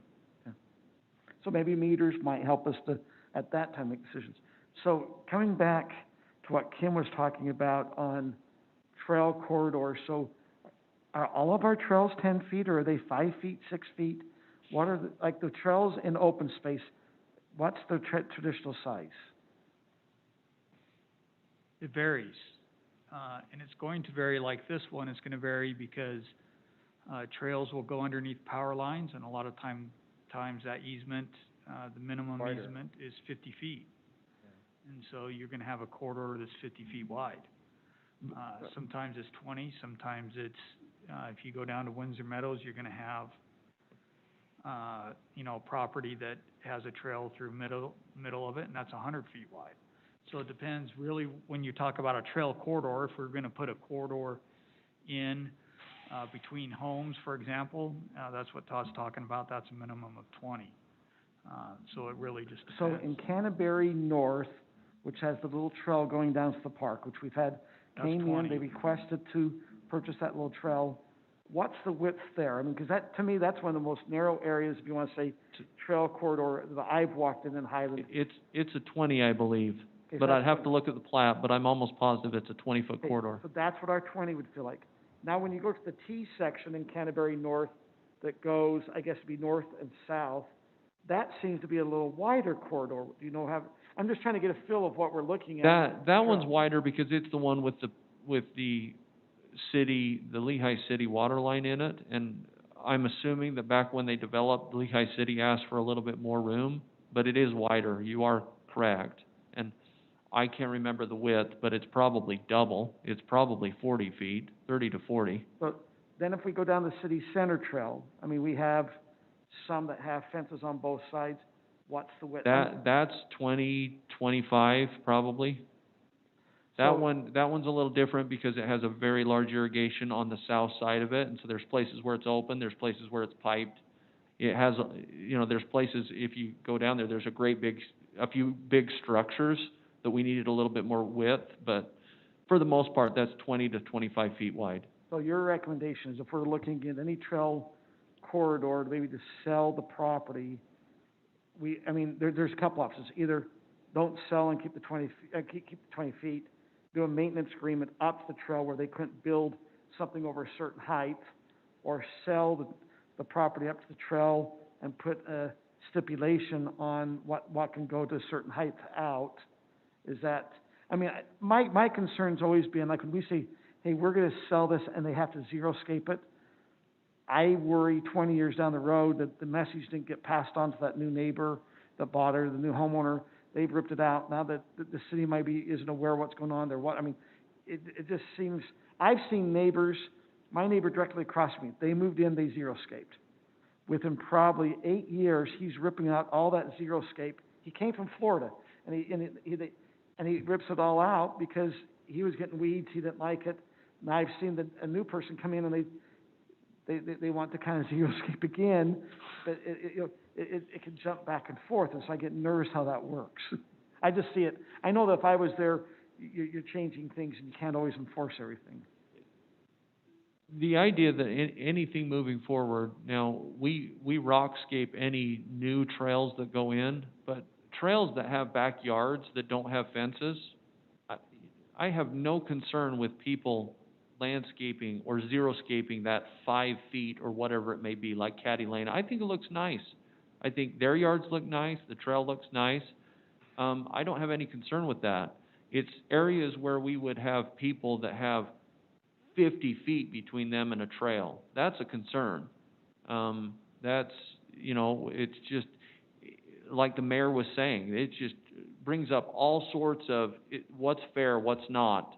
And I think we need to look at different alternatives than saying, hey, yeah, we will sell you 50 more feet of property that you can put a football field on, basically is what we're saying. I have some concern about that as the city engineer. No, you know, if you asked, before I ran for city council, if you would have said, you know, when the mayor brings up, where probably the most emotional meetings and the emotional things is always open space, trails, selling everything with it. By far, I mean, I understand some developments coming in, but the developments, usually most everyone in the city's kind of together in that quest. When you're talking about removing open space, removing a trail, I see more of a divide that happens in neighborhoods, in the surrounding neighborhoods. I mean, it's a very divisive aspect. You know, so I kind of look and go, okay, if we're gonna, you know, Scott, you brought up a parcel that was behind some homes, and it doesn't appear to have any trails. And you go, well, how, you know, there's no utilities. The one that was over, is it Apple? Apple Blossom? Along Apple Blossom. Yeah, Apple Blossom off that Canal Boulevard Yeah. there. It has a trail around it, but how much it's used, I'm not sure. Well, I was just talking about that southwest corner we Yeah, talked like about, that yeah. little corner, you're going. There's no utilities, it's just a little corner there. And I understand that there's been some questions maybe from us as council going, we have right now a requirement that they need to go get 70% of the, so when they do the subdivision, they're gonna record a plat. And I believe we've made it where they have to go get 70% of those in their plat to approve it. And I. It depends on the size of the neighborhood, yeah. And I understand why, is because sometimes we have individuals that come in, and when they're buying a property, they believe, like we talked about this conservation easement, they believe that open space that's owned by the city is open space that should stay open space. And so it can cause issues down the road. Now, some sit behind homes that no one else can see. I think we ought to consider looking at some of those parcels that are doing that. But we have to also, as a council, and this is me personally, just when we look at the value, we can't just go give it away, because that's where it becomes unfair to the other residents, because all of a sudden they have a 1/4 acre lot, now this person has a 1/2 acre, comes in our water issue, and now the value of the home just drastically increased, and yet they bought it for pennies. It's been interesting on some of the aspects. So to me, for open space, I look, okay, if we're gonna sell it, how does it benefit the public as a whole? If it's being used as open space for all of the residents, I think we gotta be careful for selling it. Does it affect the open space filling in Highland? Like the one behind the home, I don't think it's gonna really affect any filling, and I don't think it really affects any of the other residents. You know, I'm just looking at this one little piece in Apple Blossom. I don't think it's really gonna affect any of the other residents in Highland if we sell it. I don't think it's gonna change any of the open filling because it's sitting behind a home so much. You know, does it affect the neighbors and their plat map and what they would have had as an assumption? There's probably space that they're not, it's not really theirs. If you wanna say they can't really access it, they're probably not doing it. And then I think it comes down to the irrigation. And I was with Brittany thinking, well, maybe if they buy a 1/4 acre, would they need to buy an extra water share to bring in? And so we have water shares coming in, so it makes it more equal. Because if we had larger lots, they had to bring the water shares. Now, if they become a larger lot, they need to bring the water. But you're saying that our system, it doesn't, if we have more water come in, we can't provide more water? We can, in some circumstances, but you've got to remember, all of the water that's out there, I mean, water is all allocated. What is out there for development is being used on agricultural properties.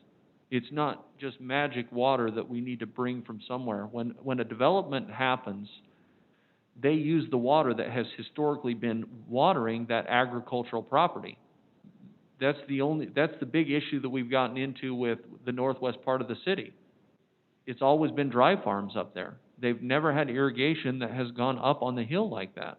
And so they've used water that historically has been somewhere else, and that's why they always have a hard time tracking down the water. You can't, as a homeowner, just say, hey, I'm going to go buy an extra acre-foot of water to landscape more, because you're pulling that from somewhere, somehow, from an agricultural use. There is a finite amount of water out there. So water is very, very complicated, and I think we get sometimes, try to oversimplify it, but you can't just go buy water and say, I'm just going to water more, because it's already allocated somewhere, somehow. Does that make sense? I mean, it's... So let me ask for us to tell people, hey, we'll let you buy some property, just go find water, that's going to be very difficult for just your standard residential So, homeowner. going back to Brittany's question, okay, right now, I believe we own 26% of Lehigh Irrigation, correct? It's roughly that, yes. Okay, 26%. So let's assume we have someone brings Lehigh Irrigation shares in, and why can't we get more water at the mouth of the canyon if we own more shares? Correct, yes. Yeah, we can. But my point is the water that's coming into Lehigh, or to Highland City is from people that own Lehigh Irrigation shares, and they're currently using them somewhere. When a development comes in, it's because they bought the irrigation shares off of the farmer that sold his property. And you're fine, people are fine to go just get a share from that farmer if he feels like he has too much, or, you know. Well, what about these shares that, like, you know, we just did here with Perry, or, you know... That is completely different, because that was water that was acquired through the piping of the Murdoch Canal. So we owned 1,900 shares in Highland Conservation, and they were all worth 1 acre-foot per share.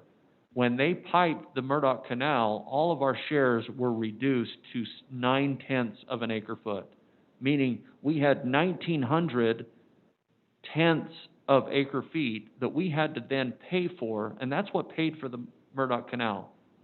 So we have been paying on those shares for how many years? 13 years, Scott, is when Well, that... it happened when I was on the council before, and what we were purchased were the saved water shares. Well, Yeah, basically... because they felt like when they piped that canal, you wouldn't lose water to evaporation, and people had put a hose in there and watered it, you know. Correct. So there was a fair amount of stealing. It was water savings, Yeah. but we're paying for it through making all of our shares whole.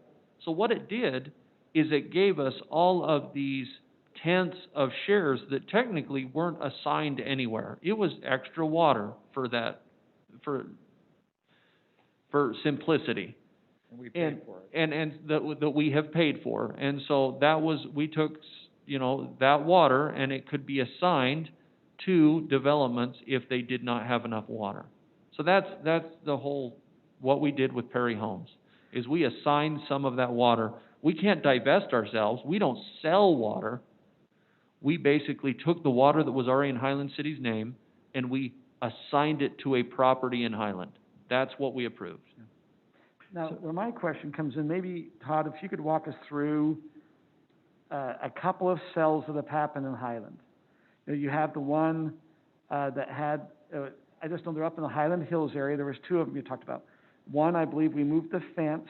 The property was pretty close to the back of the yards, and now they were able to move it, I think, within 8 feet of the trail, and we moved the little 3-rail fence.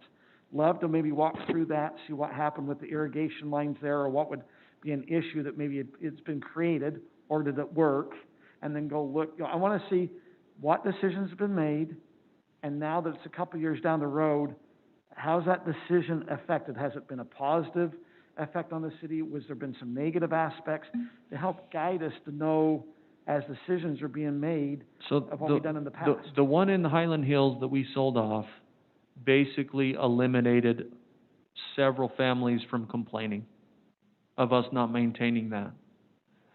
To my knowledge, the last time I was up there, I still haven't seen any of them really develop that and landscape it. No, and It's still natural open space 'Cause that that they was- now own. Complain anymore, and they own Yeah, it. they don't. They don't complain because it's theirs, and they're required to mow it down. But what was interesting, when they came in, they felt that it was an eyesore because it was natural vegetation. But I'm just saying, this is our outcome, so we've sold it. They haven't started irrigating it, but they could. They didn't have to bring water shares in at the time. We sold it for a certain price. The city paid to move the fence, correct? We put up just a 3-rail, split-rail fence. So the city sold the property, but there was also an expense by putting up the fence. And so I'm just walking through the scenario. So there was we sold it, but there was an expense to the city when we There did. was one property owner that brought in a whole bunch of fill and destroyed our trail that we fought back and forth to get that fixed. Okay, It was a nightmare. so I'm just, Yeah. but we haven't had them start using the irrigation yet, which they could, which would pull up on our irrigation up in that area. Yep. We did get rid of the complaints, but it didn't really resolve what some people thought the reason why they should buy this because of the the natural area, now, we also, as a city, I thought we had a concern with having water there, that it might flood. Have we had any flooding issues going down to the residents? We have not. And one other issue that we need to look into, if we sell off all this property, we collect impact fees. We collect impact fees when a property comes in and develops and builds their home. When they get their building permit, they pay an impact fee. They pay an impact fee on the amount of property that they will irrigate. The problem is, and what those impact fees cover is all of our transmission lines that we've built, our pond expansions, those types of things. What's happening is these people that are encroaching or we're selling them property, they're not paying impact fees. Correct me if I'm wrong, Nathan, but the Highland Hills did not pay impact fees. So they're impacting our system and Well, not paying for it. They didn't pay impact fees on increased property, they paid impact fees On their original, yes. And, you know, and just to say this, Kurt, they did pay for the property besides eliminated complaints. So, yeah, I can see your concerns about the water and different things, but at the same time, the city to get some money from it. Well, now, Scott, let's be fair to all residents, and let's walk through what we're talking about. They have a quarter acre, they go to half acre. If it was developed as a half acre lot, they would have to bring certain water shares, pay a certain impact fee to do that. What we're saying is, now they get to buy the ground, they don't have to bring water shares, they don't have to pay the impact fee. How's that fair to someone who did that, and yet and I understand there's circumstances, there's gonna be some small circumstances, but I think we have to be careful that we're requesting certain residents to do it this way, but if you come through the back door, you don't have to do it that way. I'm just trying to think, this is where I think the mayor comes. There's a lot of issues that get created as we start going down things. Well, of course, the big issue that we've been trying to address with some of this is the complaints from citizens about it not being maintained. Correct, the maintenance. And the difficulty we have with limited resources of maintaining it. So, I think there's some areas where it makes sense. Oh, I agree. felt like it made sense along there. And, you preserved the trail, and yes, there's been some problems, but the city did make some money. You don't have any more complaints.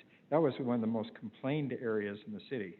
And so, yeah, it doesn't look any different, and they're not using any water, but they own it, so they don't complain about it. So I don't know. I'm not sure it's a bad thing. We just gotta be careful that if you become a big complainer, that you get your way. I'm just saying, but as we go through, where have we had some sales that has benefited? I think we had up in Beacon Hills. There's probably been no effect up in Beacon Hills where we sold some of the trail corridor along the Pfeiffer Horn, correct? I'm just saying, there has to be some that have worked out good.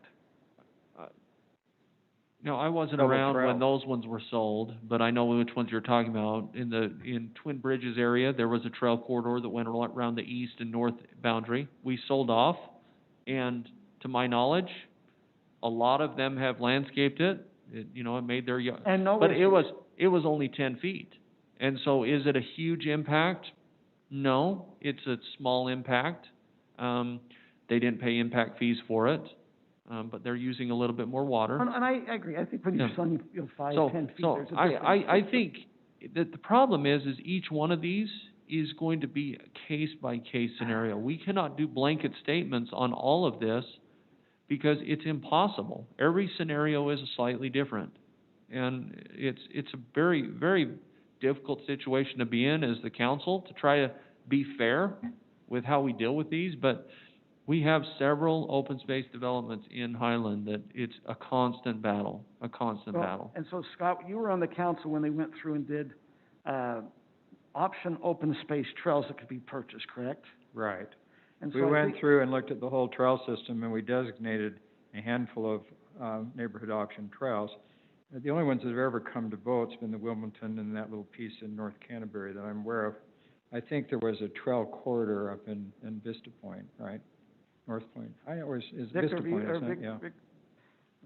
Viewpoint. Viewpoint. I always call it Vista Point. But I I'm think sorry. if we look, I think that's the other thing, we do need to look and say, is there some option, those on the option neighborhood trail thing, we need to probably discuss, because, as part of our moratorium, we need to come up with what was going on with what parcels, we talked about maintenance, but it's really, I think our moratorium was on, looking at the trail system and looking at, the open space fee and what the price. I think those are the three things that really the moratorium was put on. Is that correct, Nathan?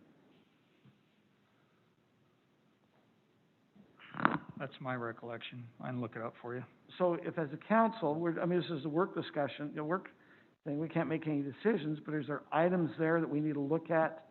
I mean, we understand the Wimbledon situation's gonna go to a vote. With the referendum, that will go to a vote.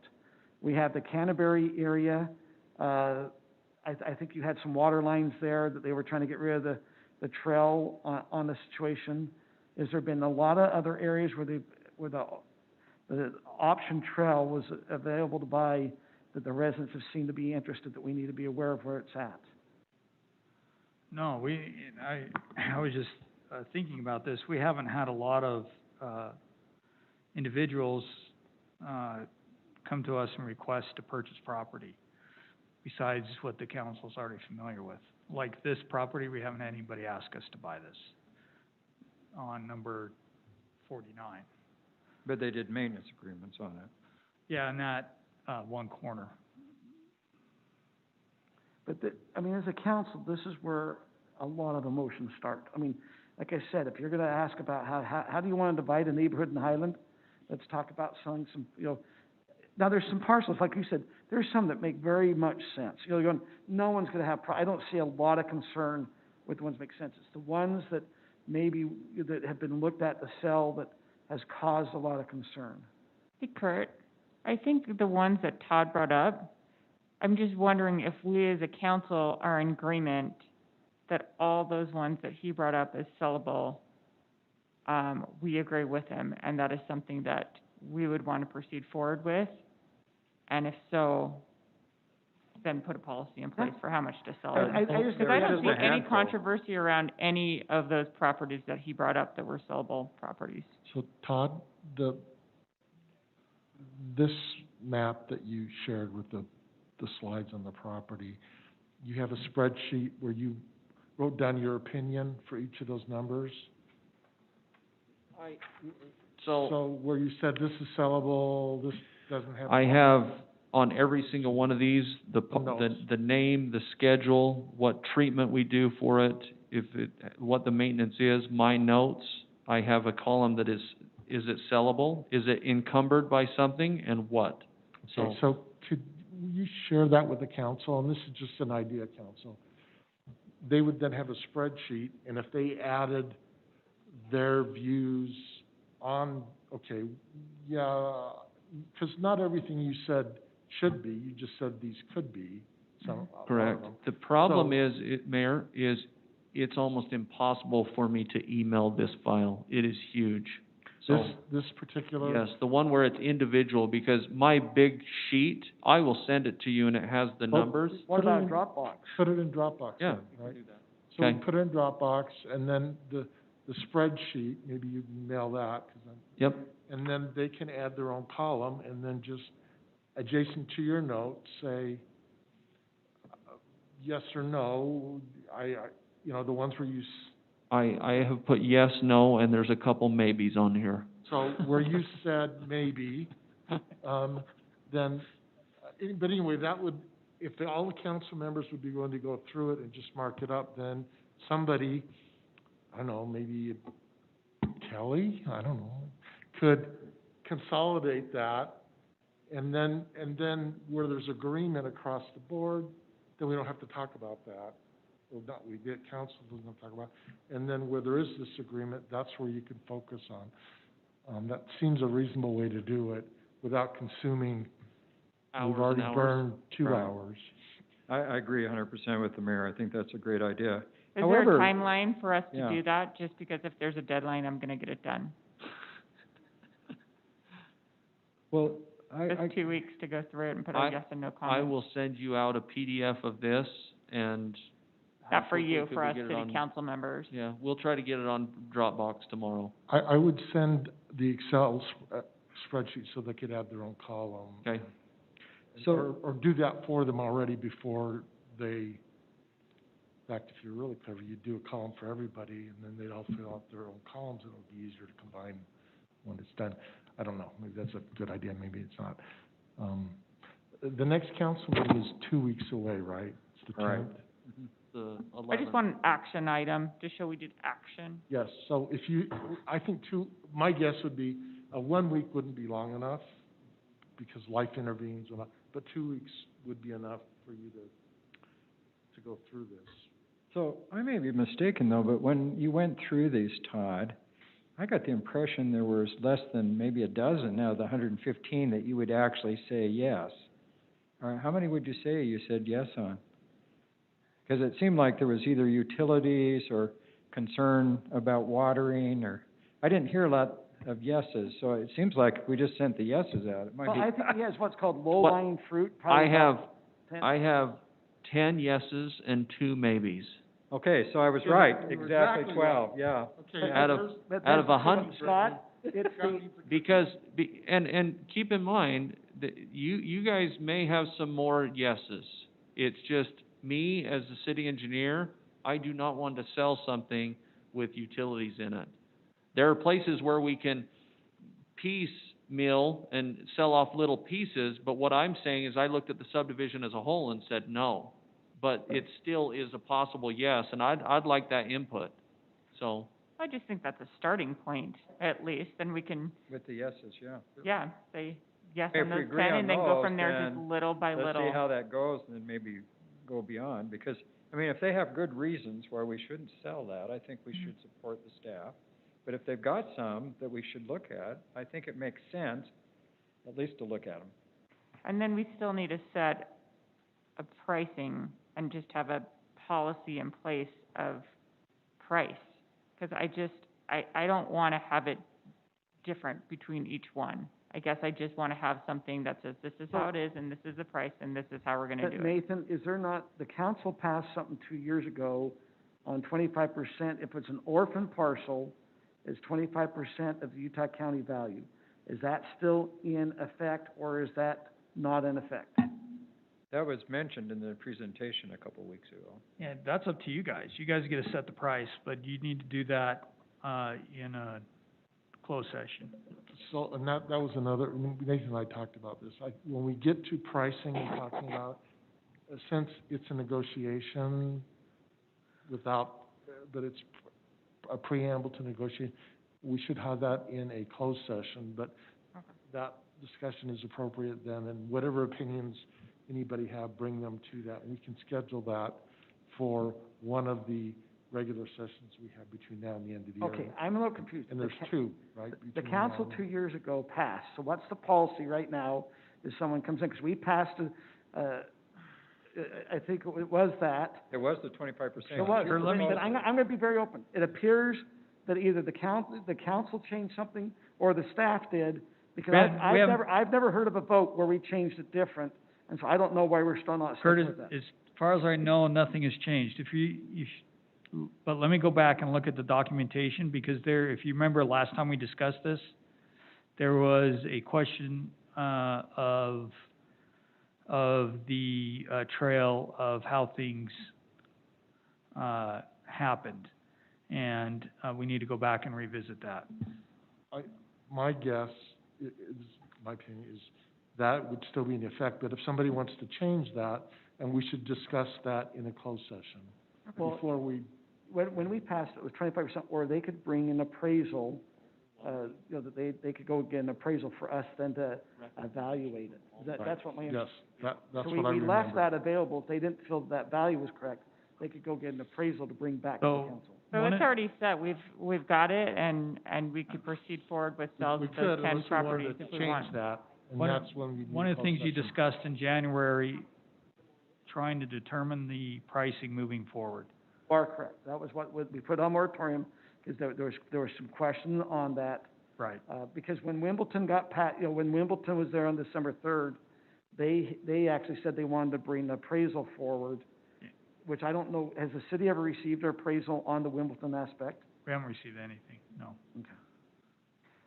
I do have a question with Wimbledon. I feel like we as a council need to do something about that property. There's a lot of controversy on that one, and I think that we did put a moratorium on there. And if we are going to start to look at trails and look at corridors and 20 feet and sell up to that 5 feet of the trail and then do a maintenance agreement, if that's something we're thinking about doing, I would say we start with One back. Wimbledon first. just because we owe it to them, that we said we were going to solve this issue. Well, the one thing, though, Tell me. is, you've had a petition that was successful, Mm-hmm. and that petition put that issue to the vote of the public. And my feeling is, and this is just personal feeling, is that when a petition puts it to public vote, that it should probably go to public vote. Now, we probably know the way it's going to be voted on. But I think we have to be careful about impairing petitions and then having it come back to the council and we decide to change it all. Do you know what I mean? I think if it's been put to public vote, let's do it to public vote. That's my opinion. Okay, so And wait then for make it to those go to public decisions vote, afterwards. make If the a people decision. defeat it, then we know the people want the trail and stuff, and then we come up with what are some other solutions. Okay. And then you have the authority of the people. Okay, the citizens of Highland said, all of us said we wanted to keep that trail, or the majority or whatever votes for it. And then you just say, okay, now we've got to come with a different solution. Maybe it's maintenance agreements. So I agree what you're saying. But I think You when just we wanna have a wait until it petition that comes. it probably says, let's vote on it, let's vote on it. Well, and I think, with what Scott's saying, is that specifically on Wimbledon, I think we've got to be careful if we came and say, hey, now you can buy up to this. I think Wimbledon has to kind of let it go through either its process or what our attorney might advise if there's some, if he says, hey, this is how we need to move forward with this. It's going to be a very divisive, this time next year, I see it being another quite a divisive situation going on in the city. That, because it's going to be going to the vote, there'll be a divisiveness going on with those who want to get rid of it, and there's going to be some that want to keep it, but I think if we came and says, hey, we're going to let you buy up to, 8 feet on each side, at this time, it could hurt, because I think this specific subdivision is before a vote. But I think she was talking about maintenance agreements, right? Mm-hmm, yeah. I don't think she was talking about buying. I like the maintenance agreement idea. So, Nathan, let's kind of go, for a work session tonight, and we need to kind of be getting home here in a little bit. What is it we still need to go forward as a council? We put a moratorium on open space, disposing of any trails, selling of any open space, and the price. So what do we still need to do as a council to help us make, because that 1 year is to come up in January, we have our holidays coming up on us. So you need to decide if you're going to allow disposal of property, if you're going to allow, disposal of neighborhood option trails. You need to decide if, what the cost is and what process they have to follow. That's what we need. So, let me just point out, let's say the council decides since, and I presume the council says, all trails are gonna be funded by the city because they're more broadly used, it makes no sense to fund them with open space money. And therefore, going forward, we are not going to sell any trails, unless the council makes a decision that, hey, this is a trail to nowhere, or there's some reason the council determines we're selling trails.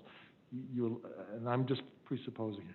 So you eliminate the trail removal process and everything, then that would require an amendment to the general plan, which would take time because you have to go through planning commission, public hearings in planning commission and public hearings in the council, which if we started tomorrow, we might be able to have it in December, but then it'd be rushed and people would feel like you were doing this during the holidays. People could say that, and you're trying to rush this through when we're not paying attention. So to me, if that was the path we were going to go down, then you'd want to do the general plan, start the general plan amendment process in January to make that change. And that would take a couple of months to go through. So I think whatever we decide, we probably are going to need, or you will need to extend your moratorium for 3 months beyond January, but I like the idea of having the deadline to push you until January, then come January, you say, okay, this is where we're headed. Because we're doing it this way, we need X amount more time. We're gonna extend the moratorium for these reasons. Because I just hate it when decisions are rushed, and So- because then we have lots of pushback. But I think Right. you've made progress. So whatever decisions you make, it's possible that you would need an extension beyond January, but we have time in the first meeting in January to do that if needed. So, Mayor, tonight, we've done the property, we went through most of the properties. If Todd sends it out to us, I think determining if there's some property to be sold, at least some of these, that can be determined. Then it appears we need to come up, make sure the process and how we're gonna go about selling that property. Right. And we need to look what the past councils have done and see if there's been concerns in how it's been done, if it's worked, if there was concerns, is there something that's recommended that we do some changes, or do we just follow the same process they did in the past? But I really think we need to have a good discussion or and I agree with what the mayor and Kurt have said, but I think we really need to have a good discussion about how are we going to fund the maintenance of these trails? So we have that one money and stuff, but are we willing to, appropriate more money out of the general fund? Or are we gonna do the park tax or what's it called? It's called park tax. Yeah. Are we gonna do that? I mean, it seems if we're gonna put all the trails under the city, we ought to have some sort of So the trail way fund- to, maintain them, because, the federal government's great about issuing all these mandates, but nobody has any money to do it. So we just I think we ought to kind of That's fair. discuss that, Well, yeah. no, but I agree, but I think, Yeah. Scott, on trails specifically, if you think during this year, we did allocate money, and we have a source. We have the 0.25% sales tax, so we've allocated that to go to trails. We've said we're not gonna use open space fees for the trails. We've maintained, we went and had Todd go forth with about 64%. We didn't look to see if they were option neighborhood trails. We just said, let's start maintaining our trails. So I think there's a funding source for trails. Sure, but the question is we haven't seen the prioritization of the trails and how we really, because some of these trails, you can put the slurry coat and it works fine, but a lot of them actually need some kind of rebuilds that I've seen. So I mean, Todd, yeah. And when we're are you gonna working have on that. that? We plan to have this plan ready by probably January, February, is when we will have something similar to what we had with the roads. A 5-year or 7-year plan to make it through everything. But Scott, you're right, we did most of just the surface treatment stuff this year because we wanted to grab that low-lying fruit, and we were able to do a ton. I mean, we have done more this year than we have done in the last 6-7 years combined. And so I'm very optimistic that 5 years from now, our Highland City residents will be very, very happy with our trail situation. Well, and we're And you can go ahead and yeah. put me on the record, Stephanie, as saying that. So So I have noticed, Scott brings up a fair point. We really don't know if what we have now is sufficient or not, and we don't. we can't it's really hard to make that decision Until we have the do. priority. And then to say, all right, there are portions of the trail that we want to improve, using your elephant analogy, Right. say, okay, we're gonna, like, rock this, xeriscape this, and then we can chunk those out, but. And we're gonna bring this to the council and the mayor to review and give us feedback, but we're still working on usage and trying to come up with that matrix of how we prioritize the trails. So that's what we're So- still currently working on. So then there's another reason we might need to push that. Extend the moratorium. So the trail, we're gonna get a trail usage, and we're gonna come up with a trail plan, so we'll have a plan in place for our trails. Then we need to have a plan in place if we're gonna sell property, that comes in, okay, what is the process, and what would be the cost, and how we, as a council. I think for a resident, it has to be frustrating to know, what is the price? And it's hard where something was set maybe in 2015, saying this is the price, and now we're 2020, and we can maybe go through as a council what was discussed 2 years ago, and if the council wants to reconfirm that, or if there's a different process that we need to look at. But I find, like with the roads, you know, they've been prioritized, and so you're getting some of the roads done. And I'm having citizens come up to me and say, we appreciate this Correct. so much. And so if you've got a plan and you're working on it every year and you notify people, hey, we're gonna fix this road this year, if we did the same thing with the trail and say, hey, this is a major I agree. rebuild, I think it would make people really happy, because the bottom line is it's always been kind of a maintenance expectation thing. But if we're showing that we've got a plan and we're doing what we can with the funds we have, I think it's good public rapport. So Todd, Yeah. what would you, so we know we can probably tackle the trails and get a plan. We know we probably can earmark some property, the low-lying fruit, and come up with a process and a price. But we still come back to where we had our work session. How do we put a plan out there for maintenance? And how do we keep that plan on maintenance? I'm just saying. Are you talking about trails or No, just talking now I'm about talking parks? about open space, parks, maintenance. What type of plan could we put in place to give confidence to residents that we've now started to move forward with, that they feel comfortable that it's gonna be better? Like you said, hey, in 5 years, people are gonna be looking at our trails and they're gonna make those comments. How can we get that same comment on our maintenance in 5 years, so they realize that in 5 years, we moved it forward? Well, that one's more difficult because the reason the trails are gonna be better, I mean, the amount that we did this year, like I say, is 6 times what we've done. The concern I have is the reason we're doing that is we have a funding source. We got an extra $100,000 this year to go towards trails. We've been spending $20,000 a year, if that. And so we've got to have a funding source to do better job with our parks and our maintenance. We've got to have more. That's the mayor's rat tax then. We have less employees today in Public Works than we did 20 years ago. It's, how can you expect us to be doing a good job?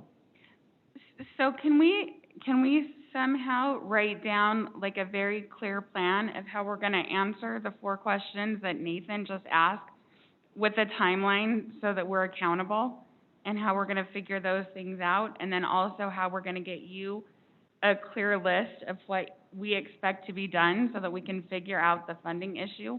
Like, I feel like we need like a clear plan of the questions that we need answered, and in what order, and how we're gonna answer them, and what our timeline is, so that we can, like, end this moratorium as soon as we can. Nathan, what were your 4 questions again that you want answered? Property, trails, cost, and process. Can we just go through and say yes or no? I don't even know if it's that simple, but we can try. So do you wanna sell, is there property that you wanna sell? Yes, Yes. Are there trails that you wanna sell? no. Neighborhood option trails, you said. As a work session, can we give, and we're not voting, are you asking as a council, our discussion point on that? Yeah, 'cause I'm not aware of any asphalt trail that's currently in that I see as a council member that we should sell. Because you said neighborhood option trails. any trail. No.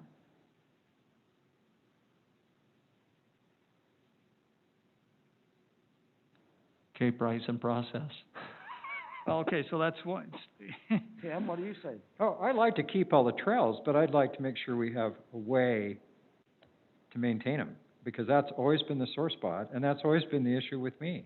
And I love think- the trails. I'm on the trails all the time. And then it just goes back to exactly what you said, Scott. If we say no to not selling any of those trails, then we just back it up Correct, with the with plan. your plan. Yeah, and figure Yeah, out how to fund I'd it. like to see a plan, is what I'd like to see on how to maintain them, so. But if we can decide that we don't want to sell any trails, then I think that helps put together a better plan of Yeah. what it's gonna take to fund it. So if we can just say, we think that generally we want it, so that, by saying that, that gives us marching orders. That means we have a municipal code to change, we have a general plan to start working on, amendment to start working on. I just want to make sure we're all on the same We page. we have Todd's plan to finish, and then we've got, maintenance and cost to identify. And then as a council, you guys have to figure out how you're gonna fund it. right, and I'm not even saying that, like, I mean, I like Kim's idea of doing like a straw poll tonight. I'm just saying, like, I think we need to have a deadline and a process for answering these 4 questions so that we can keep it So moving, Todd- and so that you guys have direction. Can you have by the first meeting in January, this plan put in place for a 5-year plan for the trails. Probably not the first meeting in January, no. I can commit to having whether it's a 5 or a 7-year, what we're gonna have to do is, we're close.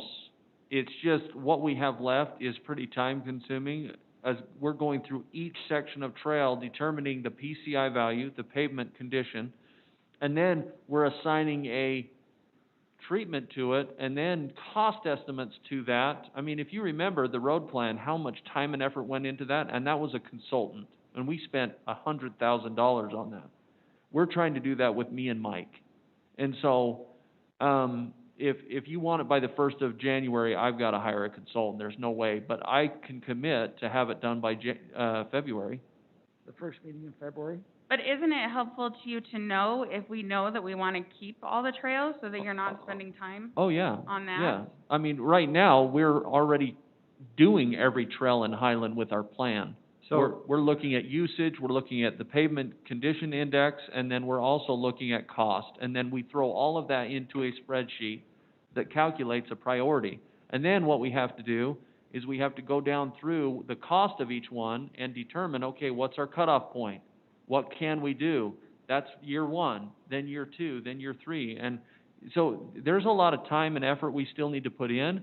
But man, when we come back, Scott, we'll have exactly what you're asking for, that you can show people, we're not going to sell trails, but here's our plan, and this is what we're going to do to help facilitate better trails.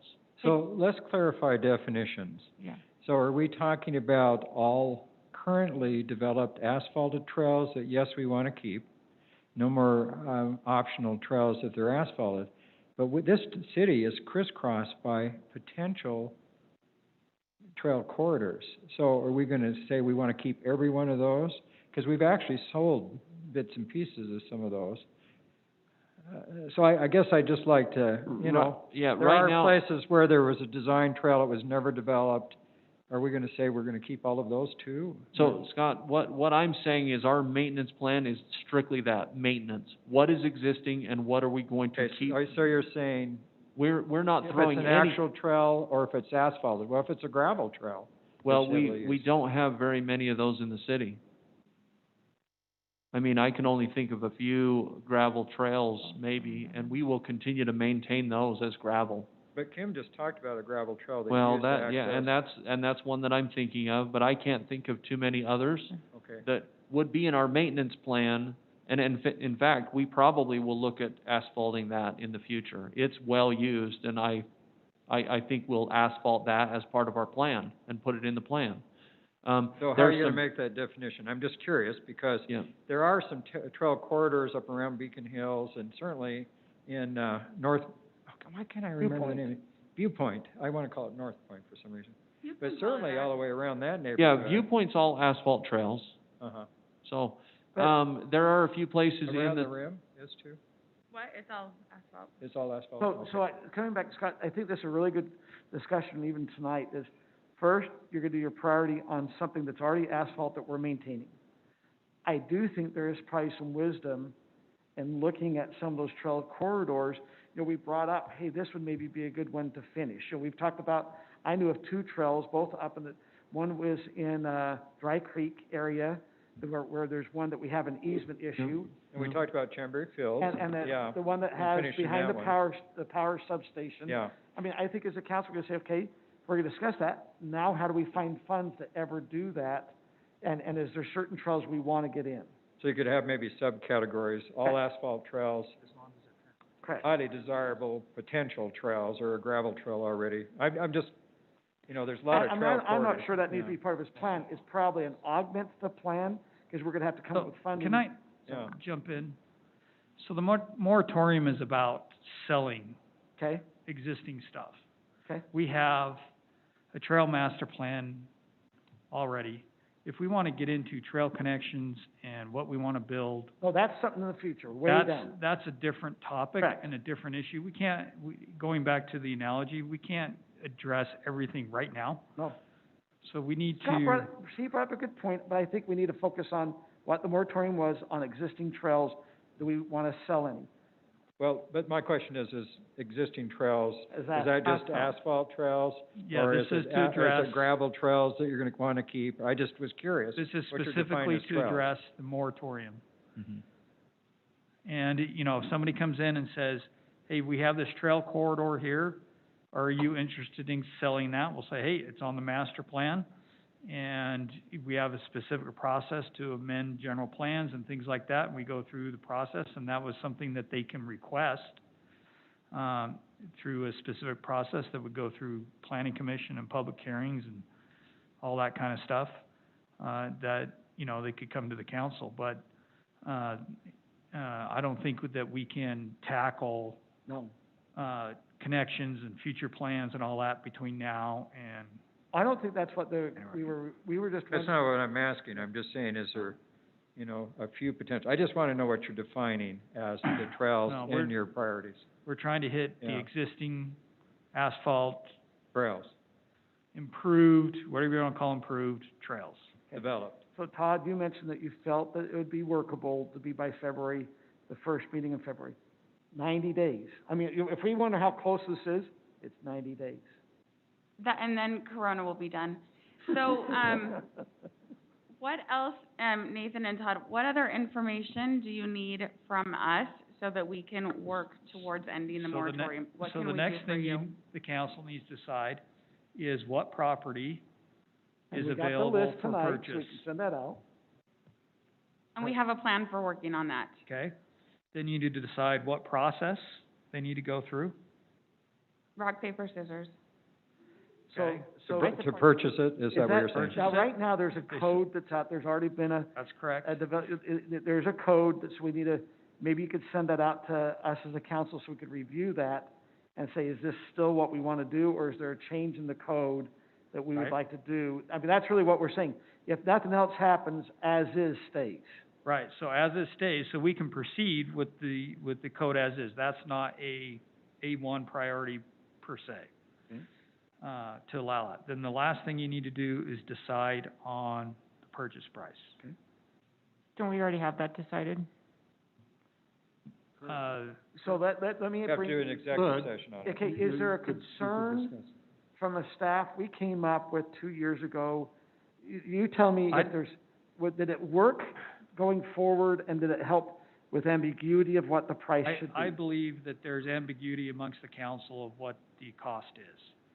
So I want direction from the council of what the cost should be. Plus, you have 3 new members from Okay. 2 years ago. But we'd have to do that in executive session. Yes. And keep in mind that county assessed price is not always accurate. Correct. And that's why you get a lot of battle back and forth, that it's too much, not enough, that type of thing. And So, guess what's the best about the county process? They, every year, have an opportunity to go in and dispute the value. So I think They have a then we could go through that in a we closed need to session. I'm discuss just saying, that. there's some reasoning why, but if there's other proposals, we can go through it. well, keep in mind, like we discussed in the last, work session, Aaron did a great job at reaching out to many, many cities and asked this question: do you sell property? If you do, what's the process? Every single one of them came back and said, whatever you do, get appraisal every time. That's what they said. That's what our code actually, if you talk, we did it, but our code, our development code actually states that any time a parcel is supposed to be sold, Nathan, as the city administrator, is supposed to, order an appraisal. I mean, that's kind of the process. Now, we try to help, the problem is with these orphan pieces, you're talking they might be paying $2,000, and an appraisal could be $3,500. It was the cost aspect to try to be sensitive about. Which is why I say, Yeah. you guys need to decide, Okay. give us the direction you want us to go. I just have a question. I know Todd has talked a lot about the trail maintenance plan and maintaining the trail itself. Will that maintenance plan also include maintaining the sides of the trail? So, we actually, after our last work session went back, we actually are going to try to do a much better job at maintaining those few feet on both sides of the trail, because I learned something, something was pointed out to me, and I agreed, that I think the biggest problem we have is the overgrown trails from weeds. And that's what we're gonna try to do a better job at, just making sure those are cut back. And I think that if those are cut back and a little bit of gravel on both sides of the trail, which is easy for us to do, I mean, it's time consuming and we'll get it done, but I think a lot of our complaints will go away. Because I personally think a lot of these trails need to be maintained as natural. A lot of people love it, but the concern we have is we don't maintain the edges very well, and they get overgrown with weeds. And if we do that, that is gonna be part of our plan, is to go through and make sure all of the trails' edges are maintained much better. I think So- that's a great, I actually was down in the St. George area last, I guess, 10 days ago, and I walked several trails. Now, they weren't city trails, they were a historical area that I went, and I noticed that some had gravel off it, that, you know, about 18 inches, and then others, they looked like they just kind of mowed down 18 inches along it. And I was going, and I took pictures, so I could, you know, I thought that was a good solution. So I think what you're talking about seems as a reasonable solution. So, we want to do that as part of the trail maintenance plan, is Okay. to go in and make those trail edges look much better, and I think that people will appreciate the natural look if those are maintained. So, What do you think, Scott? I agree, 100%. Okay, so let's go back on the timing. So we know on the trails, we're gonna have a plan on February. The property, we're gonna get a list, and you mentioned something, I think, Mayor, maybe in the one in November, we're thinking of discussing some of those that maybe we could maybe dispose of. Is that what we talked about?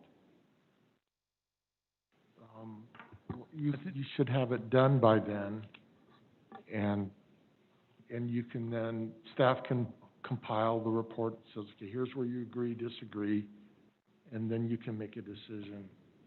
Okay, we're in agreement on these are fine, we're not in agreement on these, those disagreements are easily resolved or not, but at least you know that small set that, where there are issues. And then you make a plan for moving forward beyond that. And then if you can set up the code, just so all of us could review the process that's in place, and would that be discussed in a city council or another work session if there was a thought of changing the process and how to dispose? I think you need to just provide us your thoughts. Okay. So read what's current. Between now Okay. and the end of the year, unless you want to meet on a Wednesday or Thursday, we don't have another Tuesday night Okay. available. Then as you go forth, the cost, you mentioned you want to do that in executive session. Do you want to just look to see if there's a night that is, you know, we have 2 more council member meetings this year, and then we have into January. Do you want to see if there's one that doesn't have a heavy agenda, so we're not here So forever? it'll be the 10th or the 1st, yeah. Okay. You said, when did you say? It would be the 10th or the 1st of December. So the 10th of December, or 10th of November. and 10th of the November or the 1st of first of December? Okay. And then we can discuss that. Okay. And then that will kind of help us where we're heading into the new year. Brittany, does that kind of help with answering your question? I think that's what you were asking.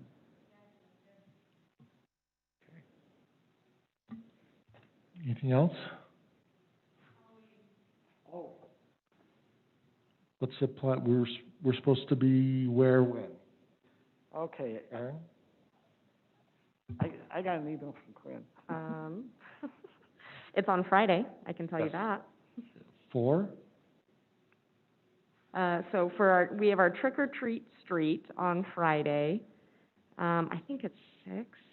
It's from 5 to 7. Oh, excuse me, 5 to 7. Now, Corinne sent an email that she wanted the booth to start getting set up.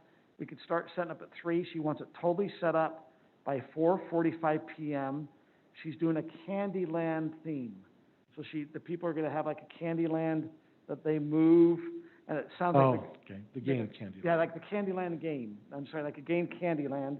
And she's supposed to have 20 different locations. I don't know if we have any decorations that we can make it Candyland theme. Does anyone have anything that they could do to help us be, do you feel like we need a tarp? Like, I mean, do we just want to be sitting out in the middle of the open?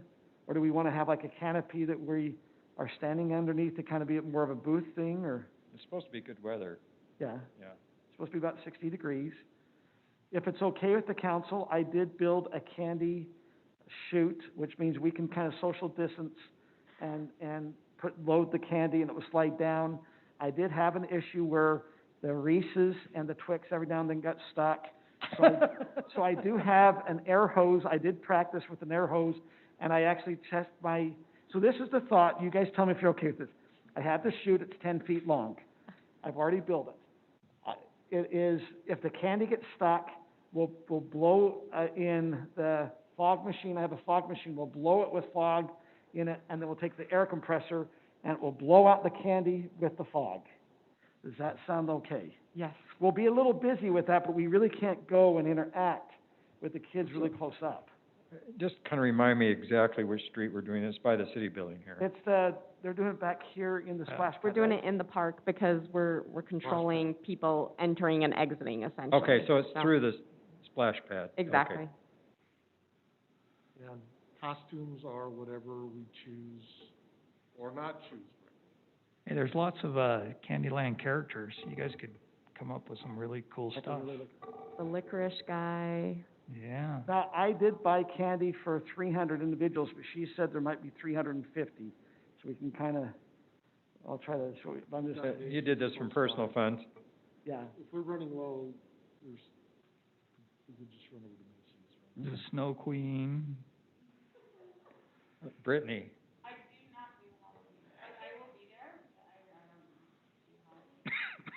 Put an apron on. You want to be Batman or Batwoman? There's this little cookie guy. I have my wife's Wonder Woman costume. Her what? Wonder Woman. So is everyone, the That'd be council cool. plan to be there Tuesday night?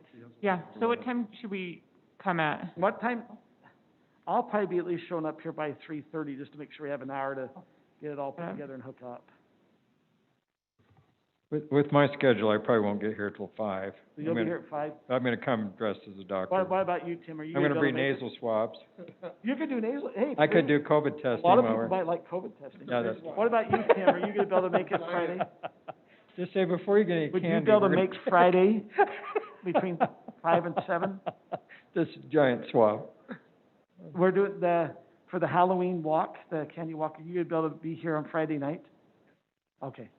I don't want to show up as the only one dressed up. Is anyone I'll else? be dressed up. I'll be dressed up too. Brittany has a huge box of costumes also. I'm just putting out there, That's fine. and you don't have to. 'cause Just you wear an gave it apron, just wear an apron. Now, it gets dark about I'm 6 in. o'clock. I wonder if we need to bring some lights just in case. Now, I was gonna put maybe lights around the little chute, but I mean, do we need to have maybe some other lights just in case it gets dark? It gets dark a little after 7. I have a Goal Zero little battery. Maybe thing. bring, I'll chat with Corinne, but I'm guessing she probably is gonna have the park lights too, to Okay. help us, so. Is there anything else, Candyland decorations? Anyone have anything Candyland decoration? Honestly, you guys just being there, hanging out candy, the kids will be happy. I mean, if you have any Halloween things to throw up, that would be great, but, yeah.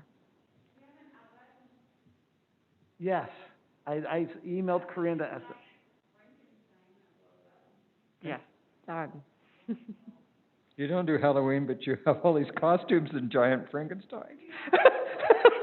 So if you'll bring your I've got a couple little pumpkins that blow up or light up and, so. Thanks. Just so you know, we are requiring masks. Okay. So, of people handing out candy as well as all participants. So we have extras if anybody shows up without one. Do we need to have gloves? I can bring a box of gloves.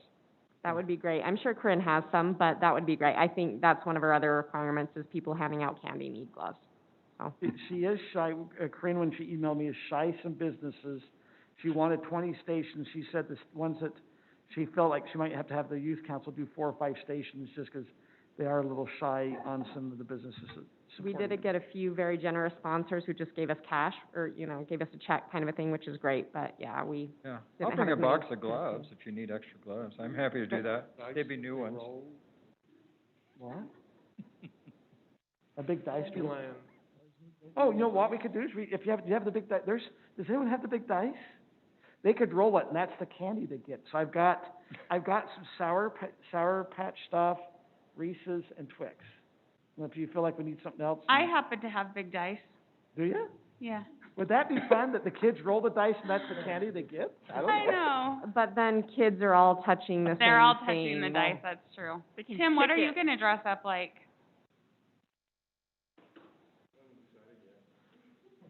So many options? Council member roll the dice for us.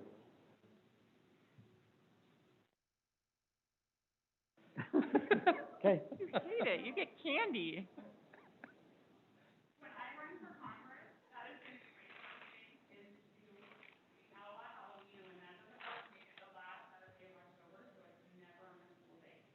I will oppose you.